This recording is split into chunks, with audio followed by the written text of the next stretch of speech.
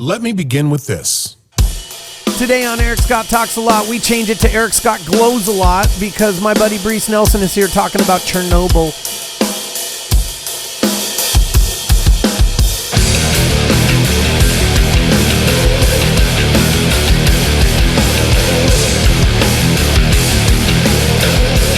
Talks a Lot, brought to you by Random and Reckless Entertainment, Brainstar Media, use your brain, be a brain star.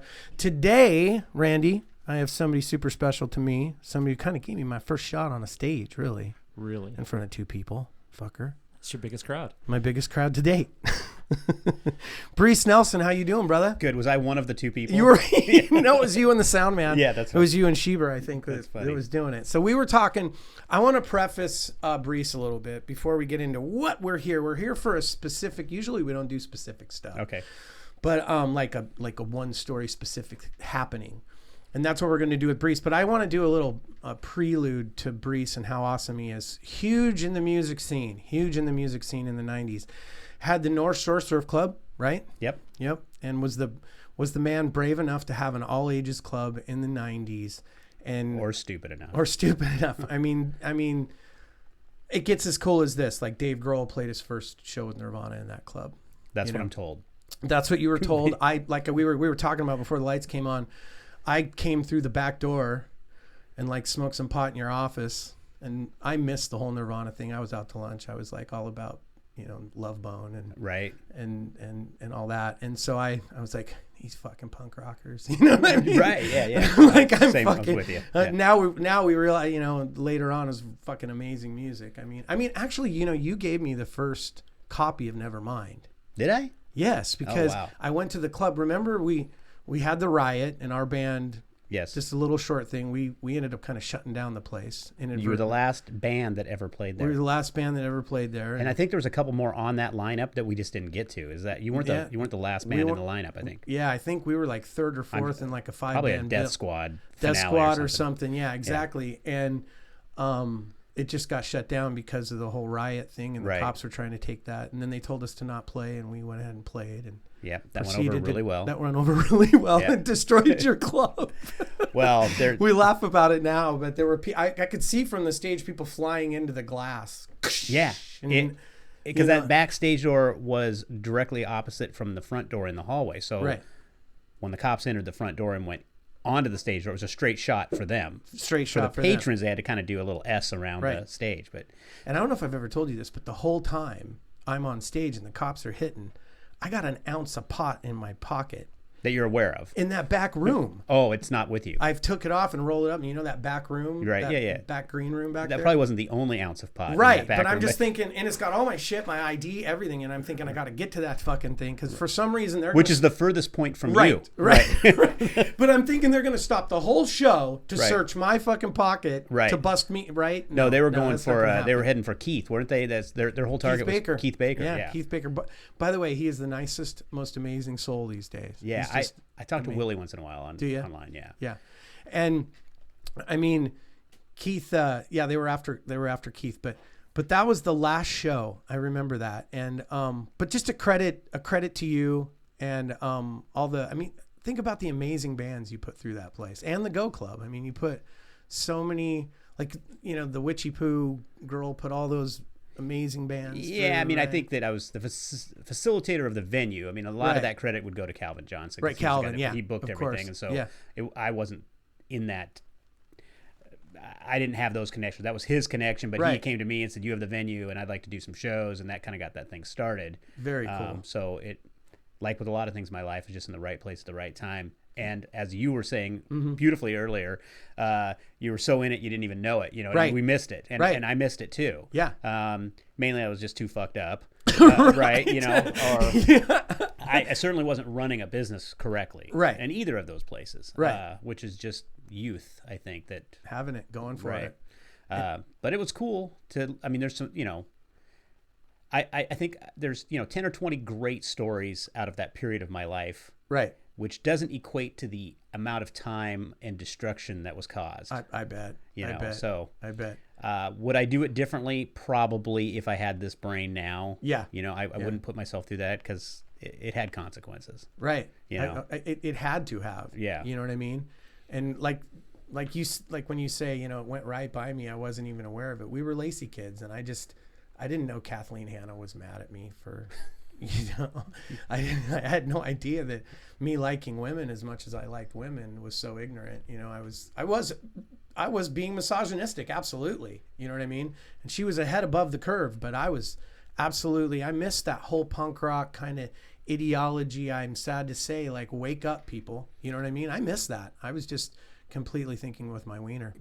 Yeah, I mean? And you know, I don't think there's anything wrong with that to a point. That's what Joe Bean said to me too. It's just who you were. Now, do you know, where do you cross a line? I guess that's something for everybody to debate, where that line really is. Right. And I agree. You shouldn't be demeaning and whatever, all those bad things that come from being a sexist piece of shit. Right. Yet, I'm a straight heterosexual male. Right. And I have a sex drive. And when I'm 18 to 22, it's in full speed. Fucking speed. And so, sure, the things around me influence me. Right. What I see and watch and all those other things kind of dictate of what's okay for things to be. And so changing that, curbing that a little bit, I think is fine.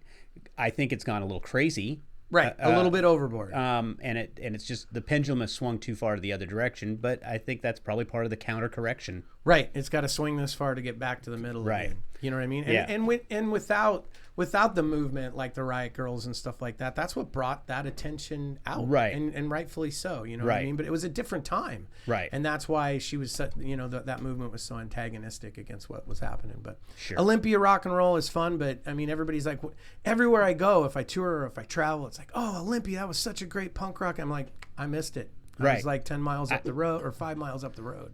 I missed it, but I was in the middle of it. I was in the middle of it in some ways. Yeah, I was in the middle of it, but I was going to see Mother Love Bone rather than Mudhoney. You know what I mean? So, but anyways, that I just wanted to give a shout out to you because I mean, one of the coolest shows ever was Tad. You know, when we opened for Tad, that was a crazy show. It was just a crazy show at the and that was Capitol Theater. And you were the first one to really embark on you using that backstage. We built a stage for that. Yeah, I remember they had no stage to do the backstage at the Olympia Theater.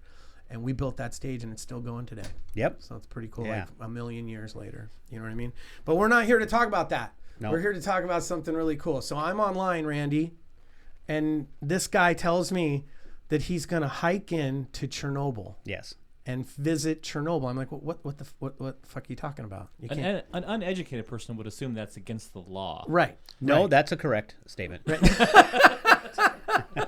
I mean, whether be it, our laws have nothing to do with that here, I would imagine. But I would think that local laws there probably prohibit. They frown on it. Right. Frown. Okay. Well, yes. Yeah. First of all, I need to apologize for my lackluster attire today because I came from Seattle and I had a great night. So don't judge me. Okay, with my eyes all swollen and just so you know, it's hard to have great nights when you're his age. Yeah, that's true. That's right. Take them when you can get them. I take them when I can get them. But hey, I'm still rocking and rolling on a Tuesday night, and I'm here crack of dawn yawning at noon on a Wednesday. This is horrible. Who fucking booked a podcast at noon? Oh, okay. Anyway, so back to Chernobyl. So I'm looking at this, and he's like, "I'm going to Chernobyl." I'm like, "What the fuck you mean you're going to Chernobyl?" And now I'm going to give it to you. Go ahead. Okay. So what started this? How did it happen? What the fuck's wrong with you? I'll answer the last question first. I think a team of medical professionals still can't come up with that answer, and there is something, definitely something wrong with me. By the way, could you sit a little further back? I'm not worried about COVID, but your radiation. I have to ask you, why are you not glowing, or are you glowing and I can't see it? I believe I'm fine. I believe. I will tell you though that when you say what the fuck is wrong with me, my wife, who does not understand my interest in this whatsoever, did label this the stupidest thing I've ever done. And you've done a lot of shit. And well, she probably doesn't know all the dumb things I've done, but you know, in the 11 years, 10 plus years that I've known her, and I've been pretty domesticated through that whole thing. You know, I've been home and doing home stuff. Been domesticated? Well, I grew up and I want to have a life, right? Yeah, so, you don't get that with the other lifestyle. So, you know, I don't think it's the stupidest thing I've ever done. I think it's the fucking most awesome thing I've ever done. Right. And she doesn't understand that. But she still, to this, you know, I'm back and alive and everything, still thinks it's, and she just doesn't get, she'll say, why? I'm back and I'm alive.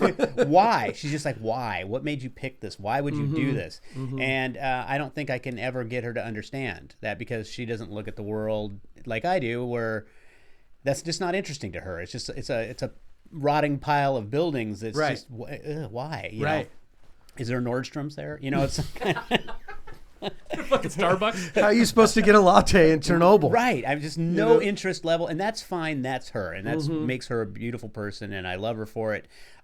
It would be cool if she shared my interest in some of this adventure, but then again, you know, that might share my interest in other things that goes down a bad path. So let's just, she's a counter, she's my yin to my yang, right? So, Right. But that being said, I've just always been fascinated with abandoned shit. So abandoned towns, abandoned ghost towns. Not that I've really gone on any major, but even as a little kid, we used to go down to Oregon coast, go down to Depot Bay all the time, my parents, and on the way there was this place called Pixie Land. And Pixie Land is about Lincoln City area. Okay. And in Lincoln City, there was the Pixie Kitchen, and it was all pixies. They were little animated pixies, and they built a little amusement park with a train around. It was all cool.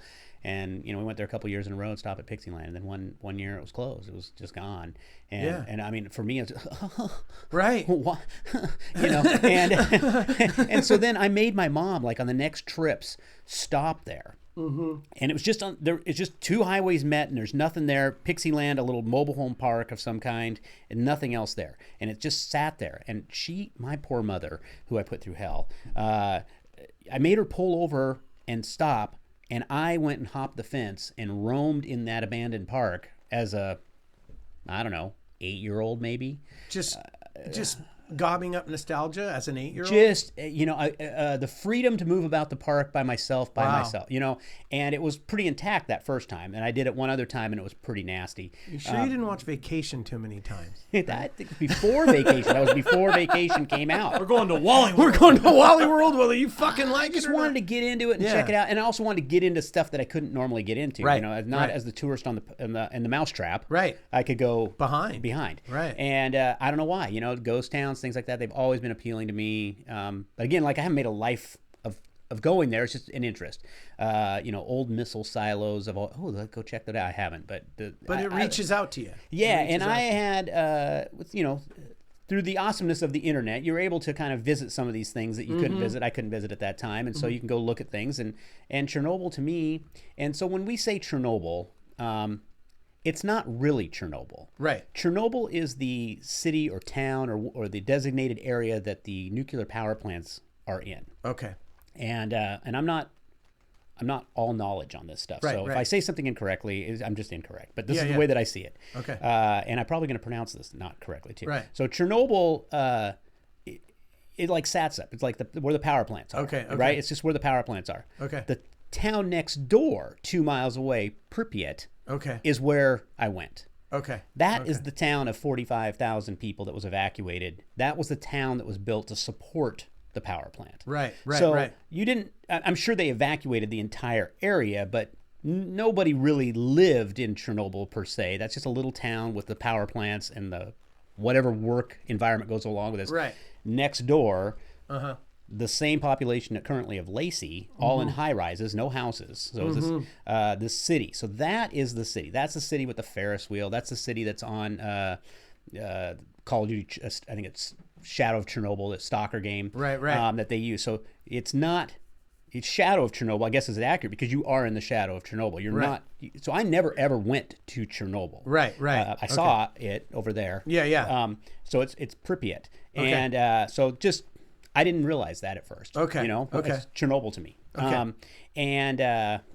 So that city, from what I understand, so at the end of April in '86, one of the reactors exploded in Chernobyl, and from what I can tell, that was just basically cheap construction, shoddy workmanship, and human error combined, and then they fucked up and did something they shouldn't have done, and then they fucked up again and did more things they shouldn't have done, and then this thing blew up. Right. And what do we do now? So it's spewing radiation, and so this whole city next door that went to bed thinking everything was fine is over the next day or so being grouped up and shipped out of town. And from what I understand is, you know, they were all being, so they had 45,000 people get the fuck out. Right. And this is all Soviet Union at the time, right? So this is all full communism.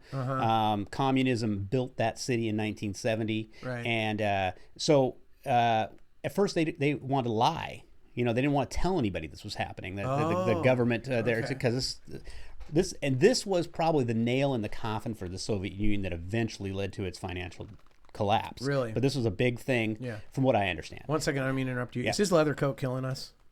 Want me to drop it? You're good. Can you? Yeah. Yeah. Is that okay? Yeah. Cool. I thought it was just the radiation that was coming No, out. I thought for a second again, I was like, I hear radiation fucking popping. Dude. Oh, it's making noise? Yeah, get him the fuck out of here.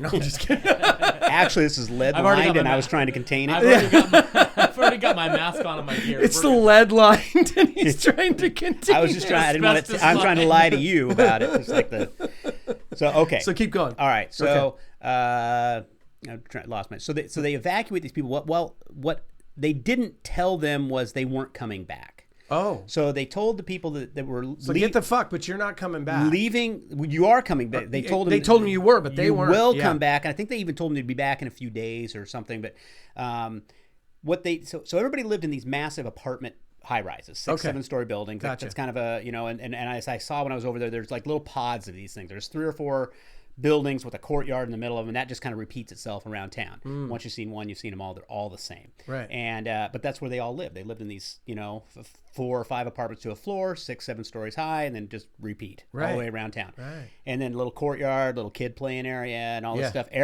Just duplicated all over the place.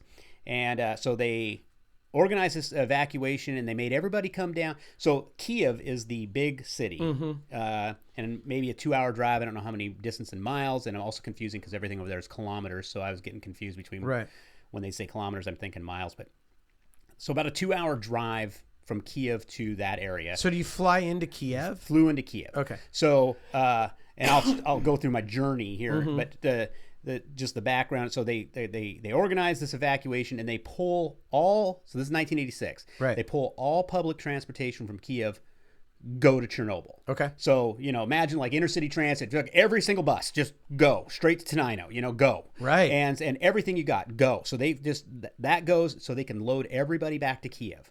And so while this is happening, everybody evacuate your building and line up out front and wait for your bus. Right. Which, in hindsight, stand out and be exposed to the radiation for hours. Wow. When you could have had some shelter inside your concrete buildings. Right. So I don't know what the statistics are, but must have been some higher death rates and other complications because you just had put people out in because 2 miles away.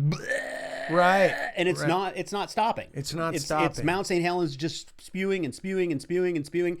And I don't know how long it took them to contain that, but so everybody leave, and then once they're gone, there's no way they're coming back. And then they go to Kiev and probably even have radiation on them. I'm sure there was all sorts of weird things that went on with that. Right. Now they apparently, from what I understand, they were, this communist, the government will provide. They did, replace their stuff, give them things. I don't know what that means. Was it, like horrible? I got this little styrofoam shack or something, but. Right. They were, I guess, taken care of to whatever that meant, and re-put into society in Kiev. But then this is just too bad, and they build some kind of containment dome over the top of the reactor, and that containment dome is not good enough, and so then they built the sarcophagus, which is what's over it today. Okay. And I believe that, I might be wrong on this, but it seems like what I heard was that thing is good for like 100 years. Right. And that's it. I mean, the second attempt.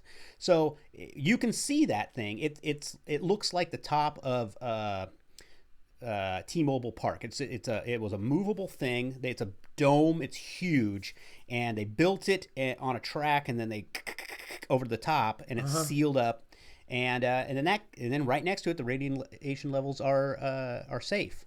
Because it's all it's like I guess it's the giant lead vest at the dentist, or whatever it is. Right.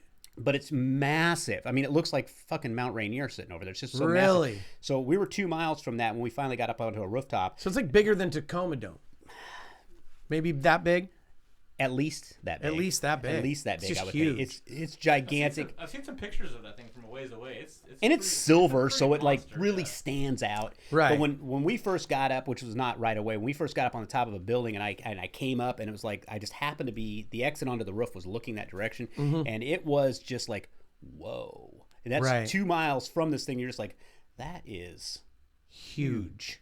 and just stood out, and also stood out because it's the only thing that is alive in a way, because there's power over there, there's stuff there, and you're looking across a sea of dead, vacant emptiness, but structure. It's weird looking, right? Right. So anyway, that's just a little background on, I think, it's like the first time you probably laid physical eyes on like dystopia, right? Or like just completely. And like you've seen Terminator, but now you're looking at it, right?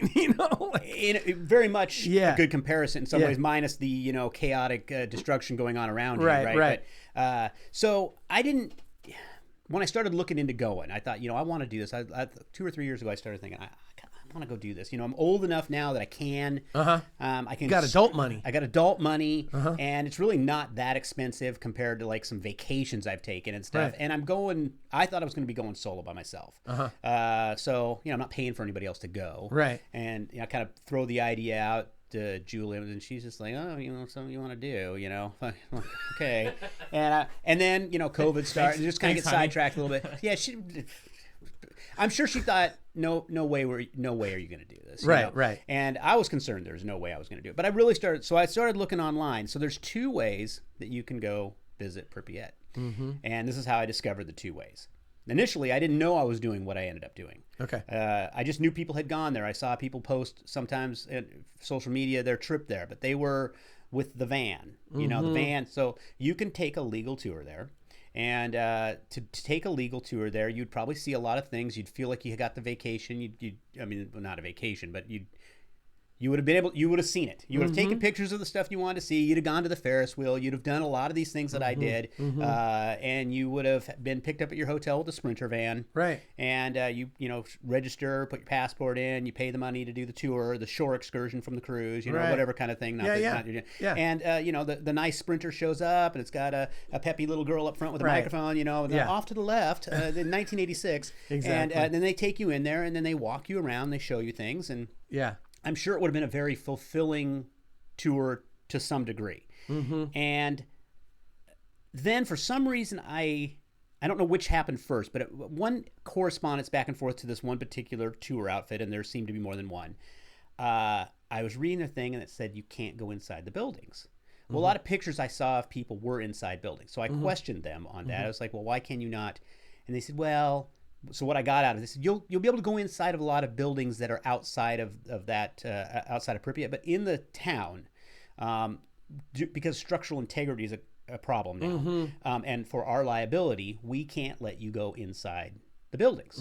And I'm just, media's like, what the fuck? Right. I'm going to go, it's 5,500 miles. I'm going to go 5,500 miles one way. Right. And then I'm going to, to Ukraine, which I've never even thought of going to before. And then I'm going to go all the way there, and I get to stand outside and take a picture. Right. This sucks. Yeah. And then I thought, well, maybe they're just saying that. Right. And right when you get there and you're out there with the group, it's a little chiller, and it's not like that. And I think that probably is true. I think it is. But I won't know till I get there if that's the case. And I don't want to get all the way there. I just don't know. I'm sure I would have thought it was fine. But by accident, I didn't remember the name of the tour group that I was talking to. They all pop up somehow under, if you pop in Google Chernobyl tours, right, and there's some list of things. That's how I found these guys initially, looked at their Facebook page. I did the same thing because I couldn't remember who I was talking to, and some other Chernobyl Uber tour thing popped up, and I went and looked at it. And I was like, oh, this is a different deal. Let me look at this. And so that then started describing, no, this is not that you were going to hike in, you're going to whatever. So that's the guy I ended up talking to. So the guy I'm talking to now is a stalker. And so the stalker is the term of the person that takes me in there for money. Oh, okay. And so... There's the I thought you fucking got a stalker out of this. No. He's outside your house. You're going to Chernobyl, motherfucker. Yeah, now. So there's the tour company. There's the van. The tour, and then there's the stalkers. Then there's a stalker. So the stalker, which I learned, is there's a 1970s movie, 70-something, called Stalker. And they adapted the term from that movie. So this movie, which I have not watched, but I looked up, the premise of the movie Stalker is a guide that takes you across a apocalyptic wasteland. Oh. So they are like, this is me. This is what I am. I am a guide that takes you across an apocalyptic wasteland. I am a stalker. So now this has been going on for a long time. It just didn't happen yesterday. So these people that consider themselves stalkers, which there's a lot of them. It's a way of life. They love it. And I would too if I was there. Man, I would I'd be going in all the time. The guy that took me in had been doing it for 9 years. He's been over 100 times. Wow. And so anyway, so I start talking to this guy. Now, he's got a whole laid out kind of plan and a price plan and all this other shit. It looks pretty official, but it's totally illegal and under the table, right? Right. So you don't know what the fuck am I going to say? He's up front. Right. He's up front about everything, and he tells us, tells me what's going on. Well, it also turns out when I jump it a little bit, when I get there, he says, when you get here, you're going to have to email me on this address because he has his Facebook page, his website, and he's even on TripAdvisor, which is weird. Because rate me on TripAdvisor. I was like, what? That's like rating my fucking drug dealer. Yeah, right? Showed up on time. Ben has the best cocaine ever. I give him 5 stars. If you're looking for cocaine, Ben. That information is super helpful, actually. If you had a dark web, right? Yeah. But this is not dark web. This is right. But this bag is short. I'm giving you a shitty review. I got a bad time. He had a little attitude about the sale transaction. He didn't take Venmo. No. So he has himself blocked in his own country. So his own country does not see any of his advertisements. Gotcha. He's not advertising to his own country. Right. Either. Smart. And so that's where he kind of stays under the radar a little bit. There's also a lot of things about him I don't understand and don't know, and I'll get into that a little bit later. But so I talked to him. What's this like? And he lays it out. And it was pretty true to what he laid out. I mean, his format that he had was 4 or 5 years old. What we did was a little different than that. He just doesn't update his website to tell you that we no longer bring coffee or stuff like that. Whatever it is. Right. So, but I knew what I was getting into as far as that goes. So then I started. I think this is what I want to do. So then I started YouTubing. Stalkers of Chernobyl. Right. And so then I started coming up with guys that actually did what I did. But they've done it, more than once, and they've videotaped their whole experience. So I watched this one guy, Shy, and there's another group, Creason. I'm not saying that probably right. But both of those guys, man, I really started getting into their pages because they were going in and they're showing you everything, and they're I mean, I felt like I did the trip they did. So I had already seen a lot of things. I knew some stuff that was coming up. I knew that this was going to happen, and most of it was the path. And you kind of knew how it should go. You weren't going in blind. I wasn't going in blind, and there was no surprises for me on that stuff. But it's doing it physically is different than watching it, because watching some guy's full trip, like you could watch my 3 videos over 2.5 hours. Well, that was 5 days, right? And I've condensed it down, but. Watching their stuff, which is kind of what I mimicked. They were my role model on how to do this and what I wanted to do, and I just duplicated it. And I don't have the experience that they have, but so that is how it went. So contact this guy's name is John. Really ends up being Ivan, but and that may not even be. Of course, he's fucking Ivan. It's always an Ivan, right? So John, he said, I give him a. I must break you. $60 deposit on PayPal, and then the name $60 deposit. $60 deposit. That's big money. Yeah. And so $60 deposit to kind of secure the date, and I was way off. It's like 8 or 9 months before I went. It's when I kind of set this up. And I didn't know who. Maybe my son will go with me, and I don't know. So I just gave him one deposit. I'll tell you later what I'm doing, and he was cool with that. And then the PayPal name isn't John or Ivan; it's something else. So I'm even more kind of what the fuck. Right. And no, I got it. It's cool. And so so I'm gonna start working towards this date. And my son, who's 20, and he's over at Central right now, and he's still 3rd year in college, doesn't know what he's doing. And I just thought, man, this might be a good trip for him to go on. Right. For multiple reasons. He's doing okay, but I just kind of think maybe he needs a take it to the woods kind of a deal. Okay. And this might help him get his hands in the dirt a bit. Get his hands in the dirt, and don't let me forget to get to the life lesson that I believe that he learned on this, because it's too early to say that. But Randy, make sure we get to the life lesson. Yes. Put that in your fucking notes. So I asked him if he wants to do this. Noted. He wants to do this. So of course he wants to do this because he's played the video game, So all right, yeah. Oh God. And so he's in, and so I get our gear. I get packs, hiking boots, everything that I think we're gonna need. I send him that shit, and I'm like, look, load this up and start going on walks. Right. Because it turns out that pack that when it's loaded, it's 50 pounds. Yeah. And I've not walked around with a 50-pound pack before ever. No. Ever. Little pack, maybe 10 pounds. Right. And so I know one thing that I can do. I know I have stamina. Right. And I know that this is flat ground, so those two, I think I'm going to be okay. If I was climbing up a mountain, I don't know if I could do it. Going uphill, especially with a lot of weight, I'm not trained. I don't do that on a regular basis. I'm just not there. Right. Maybe I could get there, but it might be more work than I want to put in. Right. Absolutely. Yeah. So I start walking around with my pack, and I put everything in my pack that I think I'm going to bring. And John says, you'll thank me later, but keep that thing as light as possible. And man, I get it now. And I think I brought some things I didn't actually need, and I would have trimmed down. I probably could have trimmed off 4 or 5 pounds. But so I'm walking around, I'm getting ready. I think Blake's over in Ellensburg doing the same thing. He's not. He's just fucking total off. Kid. Right? Yeah. Fuck, I can do it. Yeah, good. I'll do it next week. Yeah. And then maybe he does it between that. Maybe he does it 3 times, or something. Yeah. And he probably was better than you. Right? No. Okay. No. And so I go. Then my buddy Neil, who is I'm 53. Neil is 53, and he went too. He wanted to go. He goes, you know what? We went skiing, and he's like, I like the idea of your trip. I think I want to go with you to do that trip. And his parents, he's from England, and he goes, I want to go see my dad. So I think I'll go there, and then I'll just go on and see my dad. I haven't seen my dad in a while. Right. And I'm like, that sounds great. Well, Neil's a Lacey Fire Department guy. Gotcha. And, he does the Columbia Tower with tanks. Yeah. Neil is like, Neil will figure it out. So Neil's a great guy to bring. He's medic. Right. He could carry me out if I had a problem. You're like, fuck yeah, you're going. And he's a good friend. So he was the best man at my wedding. He's just a good guy. And so I was like really stoked that he was interested and he wanted to go.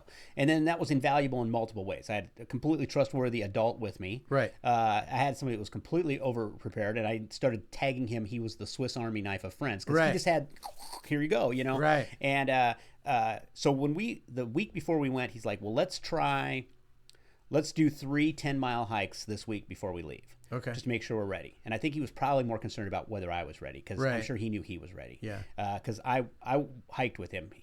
I'll tell you, it was an extremely challenging, hard hike. Right. I look over at Neil and he's just there. Right. Whatever. Yeah. 20 more miles? Yeah, it's cool. Yeah, it's cool. Right. So, okay, let's go meet up. And so I meet up with him, and he's like, I got this over at LBA Park. He goes, I got this. It's 3 miles if we do this thing, and we'll just do it. We'll do it 3 times, and then that's close enough to 10 miles. Make sure we're good. I was like, all right. So I got my pack, and we go around this loop that he's got mapped out 2 times. So we're a little over 6 miles. And he's like, how heavy is your pack? And I go, I don't know. I never weighed it, but it's got everything in it that I'm bringing, I think. Right. And he goes, well, let me check your pack out. And he goes, that feels, here, try my pack. And I was like, holy shit. And I'm like, I thought I was feeling pretty comfortable with my pack. Right. And he goes, well, do you have your water in your pack? Oh. And I was like, no. And he goes, oh, well, we're going to probably need at least 3 liters just to get there. Right. Which the guy did tell us that's how much we're going to need. I was like, yeah, I was thinking, water. Right. And he's like, yeah, water weighs a lot.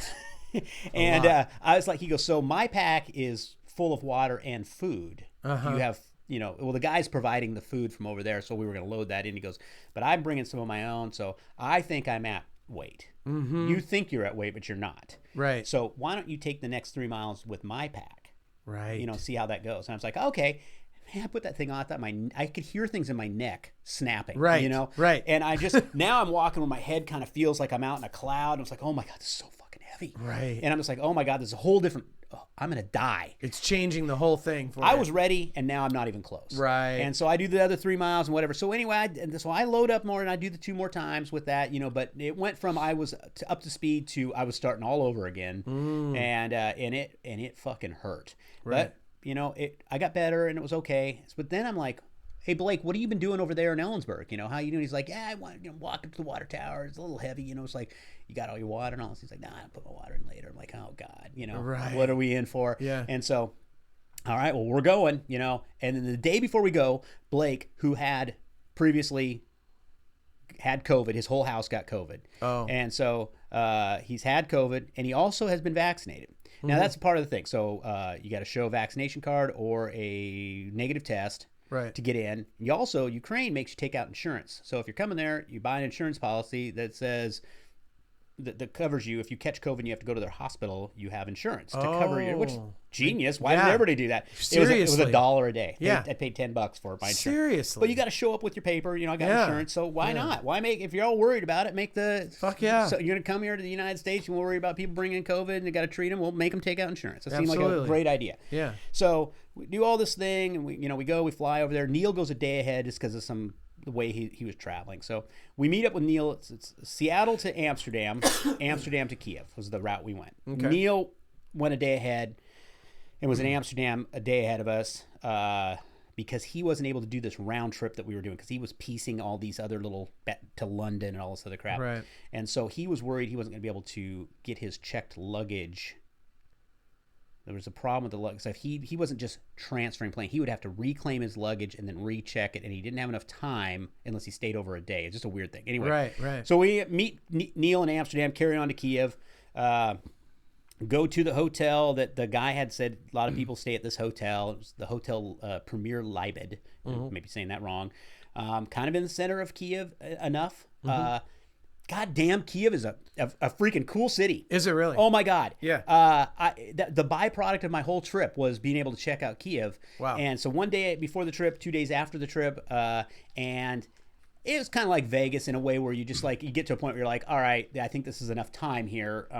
It's the same thing over and over again. Right. But being able to check it out. Right. A beautiful city. And one I learned about it's not the Ukraine because everybody says the Ukraine, which I was corrected. It is just Ukraine. Right. And how I was corrected felt like such an ass too. They're like it's not the Ukraine, it's just Ukraine. I was just like, oh, okay. And they're like, do you go to the Canada? No, go to Canada. I get it. Okay, I get it. I get it. Maybe I do. I go to the Mexico and I go to the the and So we talk about our president. We say the Donald. The Donald. I get to the store. Right. So I learned that, and then it's hard not to say, but Ukraine. Yeah. Has only truly been independent since 2014. Right. That's brand new. Brand new. And they'd been independent of Soviet control when the Soviet Union crumbled, but from what I understand, it was still president elected by the party. So it was still kind of like, we're putting our boy in. Right. And then 2014, it was, we're putting in the winner of the election by the people. And we all know, generally, that's all bullshit anyway. It's like all it's stacked. But they feel this way. You can see this. There's monumental things around this Independence Square, and it's weird to be in an Independence Square that is talking about 2014 as the independence, not 1914, or whatever. It's like, this is so fresh, not even 10 years old. And there's all these, pictures of the celebration or riot or whatever happened at that point. And so this is all in Kiev, and Kiev, most people around town were pretty young, which was also weird. We didn't feel like we saw a lot of older people there, so we don't know if they just aren't out or they're dead. I mean, I don't know. It's weird. And then another funny thing about Kiev was where we were at with the main road, so it'd be like Martin Way size road, three lanes each way, actually, with a median down the middle. To cross this main street and 15 minutes in either direction of the kind of center. Their system was you'd go down, under, and back up. So it was kind of a set of stairs down, cross. They're genius because when you go down to cross, you enter a mall.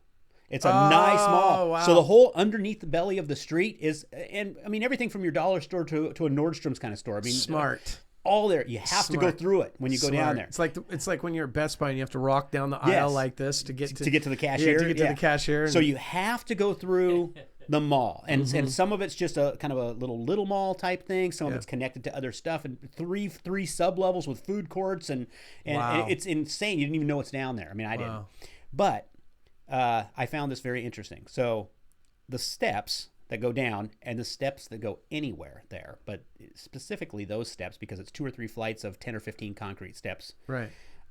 Their ADA compliant version. Okay. Is 2 cement wagon tracks that are just little ramps that are wheelchair wheel width down. Oh, and you just put it up on there and you just the same angle? Like the same angle. The same thing. It just smoothed the steps out. It was like a ramp at the steps. And no matter where it was, like 3 steps up to a business, the side had the tracks. You just see fucking people on No fucking way are you. What are you gonna? This little caretaker out there with a guy that's 350. Right. It's like he's gonna crash and burn, or you're never gonna get him up the other side. Right. Now, with that being said, I never saw a wheelchair ever.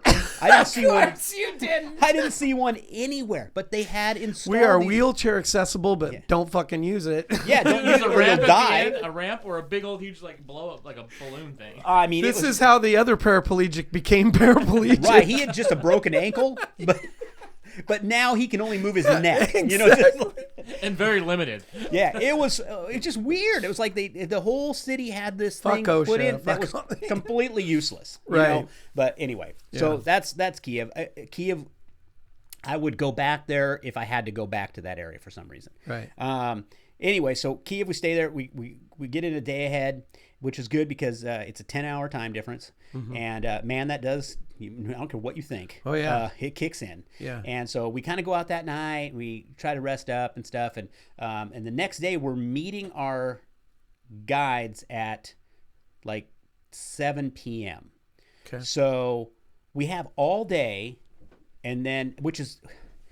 The time change kind of worked out because like 7 p.m. for us was 10 hours earlier. So even though we hadn't totally adapted, we're still kind of 10, 11 o'clock in our head in the day.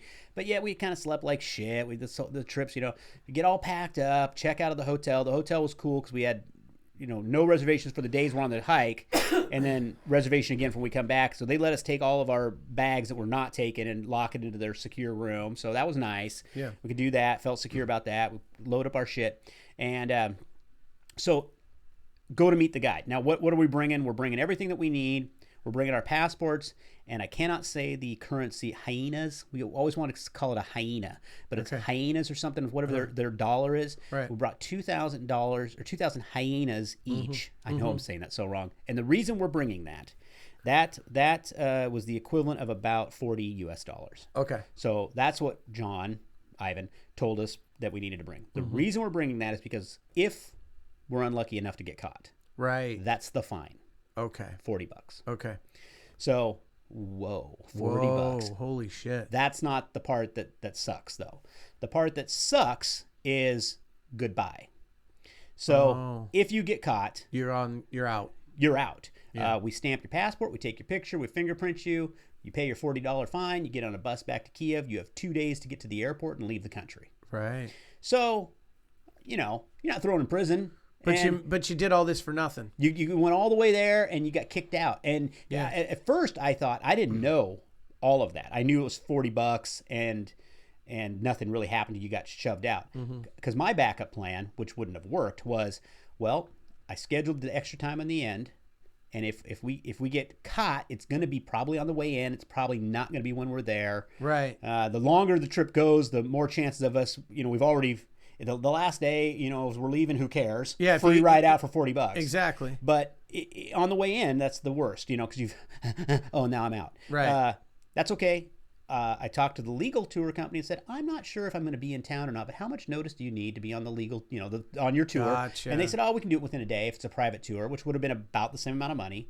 And so I was like, okay, I'm going to come out, email those guys tomorrow. Right. We want to go on your tour, right, and we'll go in. Well, it wouldn't have worked because we have to show our passports. Our passports would have this get the fuck out stamp in it, right? So that wouldn't have worked. Didn't matter because that didn't happen. But so we meet the guys. So now you have like a little more sense of danger. It was a constant sense of paranoia the entire time until you left. Right. So, and the way that John, and he had another guy with him, Staz, which was so hard not to call him Spaz, because nothing spazzy about it, but it just sounded like it. So Staz and John. So we have a meeting point, which is a grocery store, coffee shop, kind of little complex on the very edge of Kiev. It was about a 40-minute Uber ride from where we were at to the outskirts of Kiev. And this is where we were going to meet him at. And so we're going to meet him there at 7. So we leave at 6 o'clock, hop in our Uber, go, got our packs, we're ready to go meet this guy at 7 o'clock. And that, just to give you an idea, the average Ukrainian salary is equivalent of $7,000 US a year. Fuck. So that's where they're at on their economy. And that's why $40 is a pretty big right. And everything was like that. So food, drinks, you could, unless you went to touristy stuff, which there really isn't a lot of touristy stuff because there's not a lot of tourists there, maybe from neighboring countries a little bit, but everything was super cheap. I mean, we went out and we ate like kings at these places, and we were spending, for the three of us, we were spending probably equivalent about $70 US, but we were like 2 bottles of wine, appetizer, entree, the full dessert thing. Let's try 3 of those, and I want 1 of those. You know, between. So we were eating a $250 meal. Yeah, we could have eaten for $5 easily there, but we didn't. We wanted to soak up as much weird shit as we could. Right. And we did. There's some weird food there. And so the Uber ride, to give you an example, from the hotel to about the equivalent of going from here to SeaTac in distance, $5. It's $5. Oh my God. And the little icon that pops up at the bottom to add a tip was $1, $1, or $1. I mean, it wasn't like 1, 5, and 9 or, you know, whatever. It's just, and the Uber driver also looked like it was $5 because we had maybe 3 or 4 Ubers, and every single Uber driver we had there looked like a little angry skinhead. They just, they just, you know, and now there might have been a language barrier, and that's why they just didn't even try to talk to us because we don't know Ukrainian, they didn't know English, and so they just did their thing. But it did seem to me like a lot of the guys there kind of fit into this one sort of stereotypical look, which was tall or short, but kind of bald. They all smoked like, you know, chain smoked, and they all kind of had this similar look to them and to me. And I'm, you know, probably that's offensive. Sorry, and I know, but that's just, I just see these guys. They all look kind of the same. The girls kind of varied a little bit to me, but and there were other, you know, like our guide John didn't fit into that demographic, but the ones we were running into, like with the transportation guys, all kind of had this similar look. Right. Maybe they were from somewhere else, and that's probably why. But anyway, so we meet up John, and you know, we're also a little worried. Well, what if he's not here? You know, a whole bunch of shit to go. It's not like I can call a Better Business Bureau and be like, where the fuck is he? Dispute my charge or something. And John, so now the cost is $500 US per person. For John. So between the 3 of us minus my $60 deposit, we owed him $1,500. And the way he wanted to be paid is and he was okay with US dollars. Which is good because otherwise it would have been euro or pounds or whatever their currency is, which would have been a stack of bills like this big. So so he wanted half up front and half when we got to Pripyat. So I was thinking, okay, I'm not gonna offer until he asks, because what if he says, okay, so pay me, all right, and then takes off. Okay, so I'll be right back here with the vehicle. Never see him again. Because I mean, $750. For nothing. Fuck you. Out of here. Exactly. What are we going to do? Call the cops? You know? So I just don't know because I don't know. But he didn't ask for that there at that spot. So that was fine. So we meet there. And then it turns out there's going to be 3 other people that are joining us. So he has made arrangements with another 3 people like us to go on this as well. We didn't know that was happening. That was okay that it was happening. It wasn't like, oh, wait a minute, you promised us. It wasn't weird. But it wasn't expected. It was not expected. And you're going to have to spend your whole trip with these people, right? We did spend our whole trip with those people. And, you know, it did not come into play, but you are only as good as the worst person you're with. You know what I mean? So, or you're only as fast as the slowest person you're with when you're in a group like that. So those things were all going through my head, and I didn't. But I thought that might be me. You know, I might. So there was that. So you got water now. It also made sense that he contacted me about 10 days before I came and asked me if we could go on a later date. And the later date that he wanted us to go on wouldn't have worked because I would have missed my flight out. And I was just kind of boggled why he was even suggesting that. And I just went back and said, what, dude, I've already got my plane tickets. I've already told you, you know, when I'm coming. And I just can't do that. And then he asked me about another date. I'm like, well, then that would put me coming out the same day I got to catch my flight. That's just not going to work. You know, and why? And he said, well, there's just different patterns of security going on. We're trying to change it up a little bit. So that made me paranoid. But what I think was really going on is he got these other guys booked and he was trying to split our group. He was trying to see if maybe he could get us to go at the end of that other group. That's my theory. I don't really know. Anyway, so we meet these other kids. One was by himself, who was just like what I thought I was going to do. Well, I'm glad I didn't do it by myself, but I would have done it. And these kids were 22, 23, all of them in that range. And the guides were probably early 30s. John and Stas were probably early 30s. So Neil and I, by 20 years easily on any of these guys. The guides, no problem. I mean, they pack. I mean, they Right. were just no problem whatsoever. The three guys we met. So Simon was from the Netherlands, and he was by himself. And then there was these two buddies that had met online, I guess, playing games, that had kind of just befriended each other and done some trips. They went to Greece, but mostly around just getting completely shit-faced Right. and doing stuff. And so Callum and Tom. Tom was from like England, and Callum was like from Scotland or something. So they weren't neighbors, but they knew each other, and now they'd connected. There didn't really seem to be a lot of a connection with them, though, because when one of them was struggling, the other one just didn't give a shit. It was just like, there was just no help. Like when my kid was going slow, I was walking with him. And, Right. Come on, buddy, we can do this. There was none of that between them. It might have been that the other one was struggling too and just didn't have the energy. So those guys, I'm not saying anything. They're all very nice. I'm happy. I met him. I'm friends with Tom online now, and I talked to Tom a little bit, and we've shared some videos.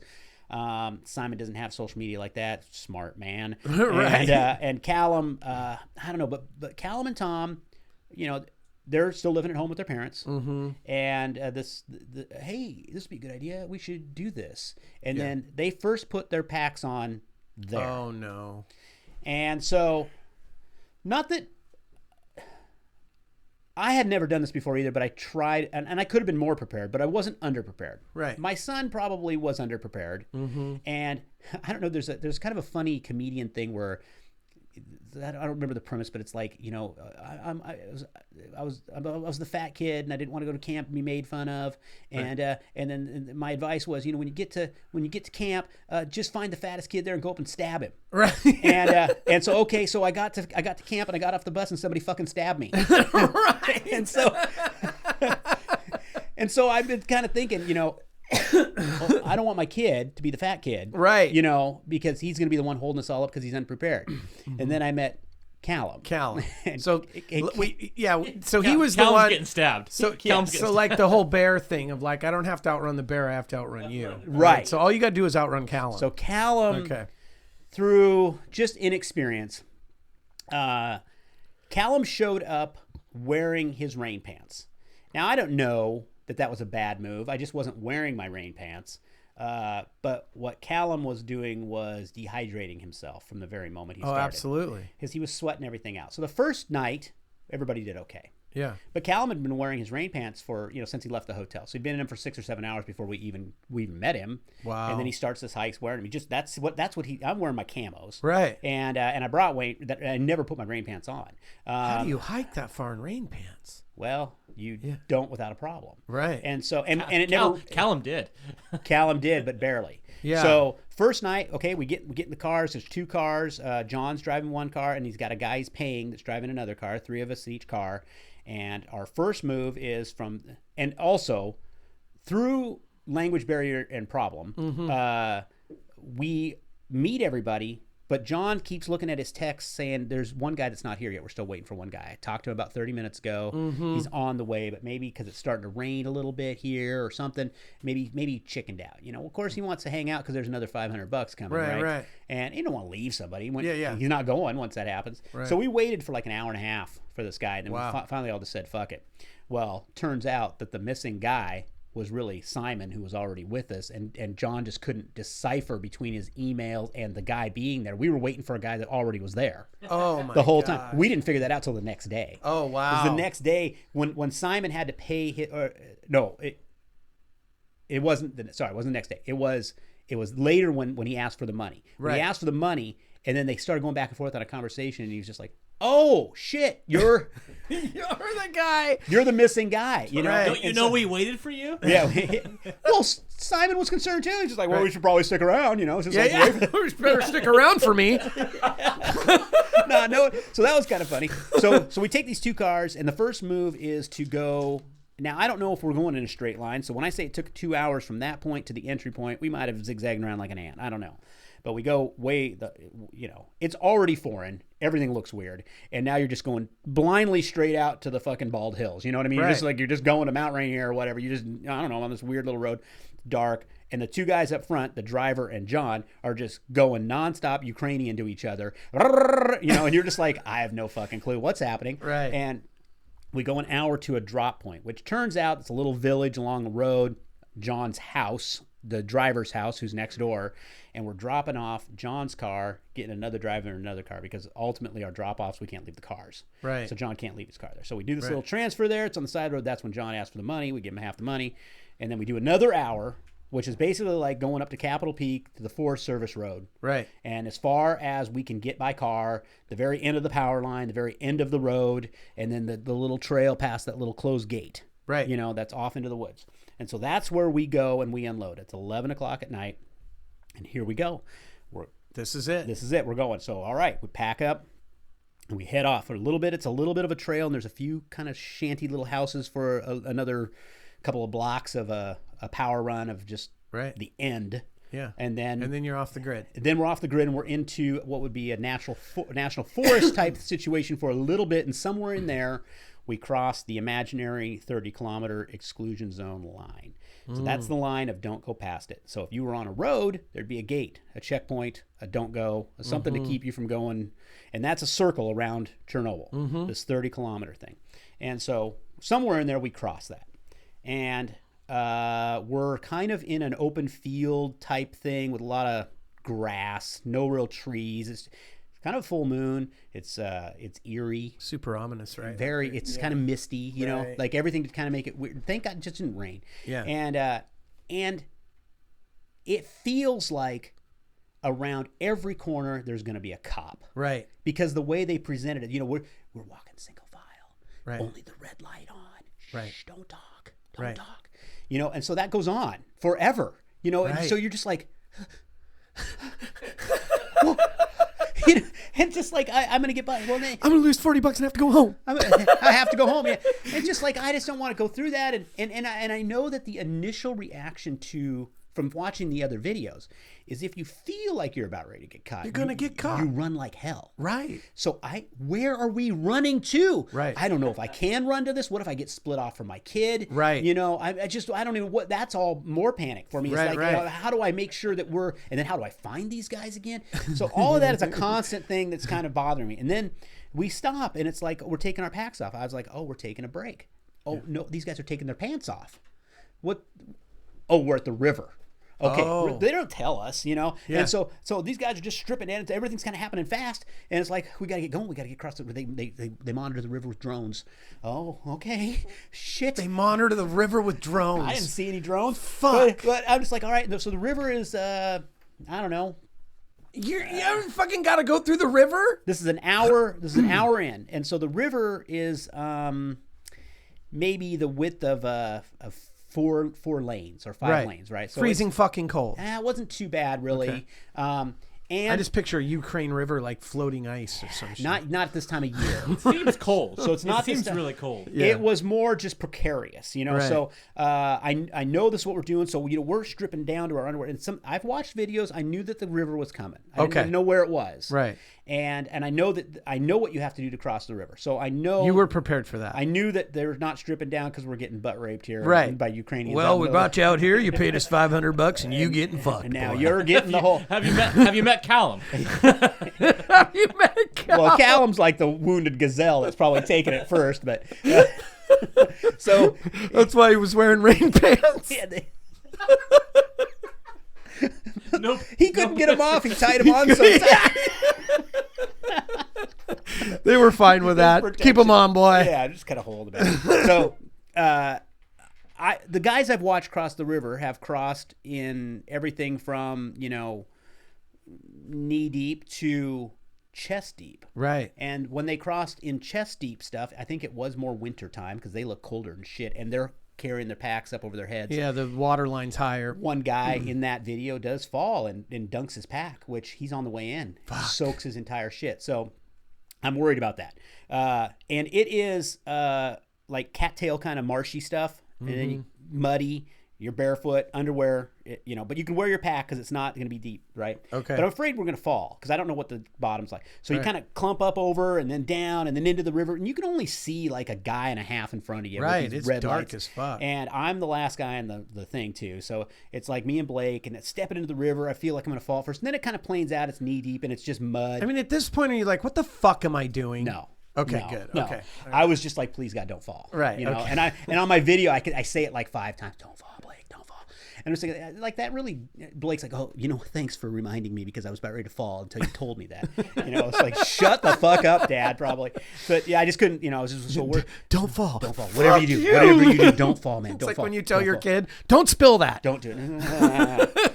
So we make it across that, get dressed back up, and keep going, and that was just in its own weird little thing, and just all over the place, and right after we get out of the river, I didn't realize we were so far back. As we caught up with the rest of the group had met an exiting group. So I was like, oh my God, there's way too many red lights up here. What's happening? Oh. And there's like 6, 7, 8 guys that were on their way out that had kind of connected with the front of our group, which was the guides. Right. So they're all up there speaking Russian or Ukrainian, and they're having. And you're thinking, fuck, those are the cops. I didn't think it at first. Maybe that one did go through my head, but it was so casual and friendly by the time I came around on it that it didn't feel like, you know, I felt like if it was cops, there was going to be a lot brighter lights. Oh, fuck yeah. You know, yeah. I mean, we're we're for sure. What the fuck you doing? They're not trying to hide themselves. Right. Yeah. Gotcha. I mean, I thought maybe at first, you know, they were laying in wait to keep it low. But by the time this conversation that was happening was already friendly, I think. And they're all smoking, you know, just sharing a little information, and then we just keep on going. So the nice thing about that group was it gave us insight that the path ahead was clear because they'd just come from it. Good. And so that we relayed that to the guys. So we just keep going, and we ultimately get on what was a main road at one point that went from non-Chernobyl area into Chernobyl, and along this main road were villages, and the villages that looked like they were built in the 20s and evacuated obviously in 86, and they just all lined the road, cemetery, but pitch black. Right. And I didn't even realize I was on a road at times until I'm walking along and I look over, there's this concrete thing there, and I was like, well, what is that? And the guy's like, oh, it's a bus stop. It used to be a bus stop. And I was like, oh, I'm on a fucking street. Fucking weird. No asphalt left, nothing. I mean, then you'd see, oh, there's a street light, but the asphalt is just, it's been grown over and and broke up. Something, yeah. And every once in a while you'd hit a little bit of it, not here. And these creepy houses all along here, and then, oh, there's a cemetery, and all things that should just scare and creep the shit out of you. Right.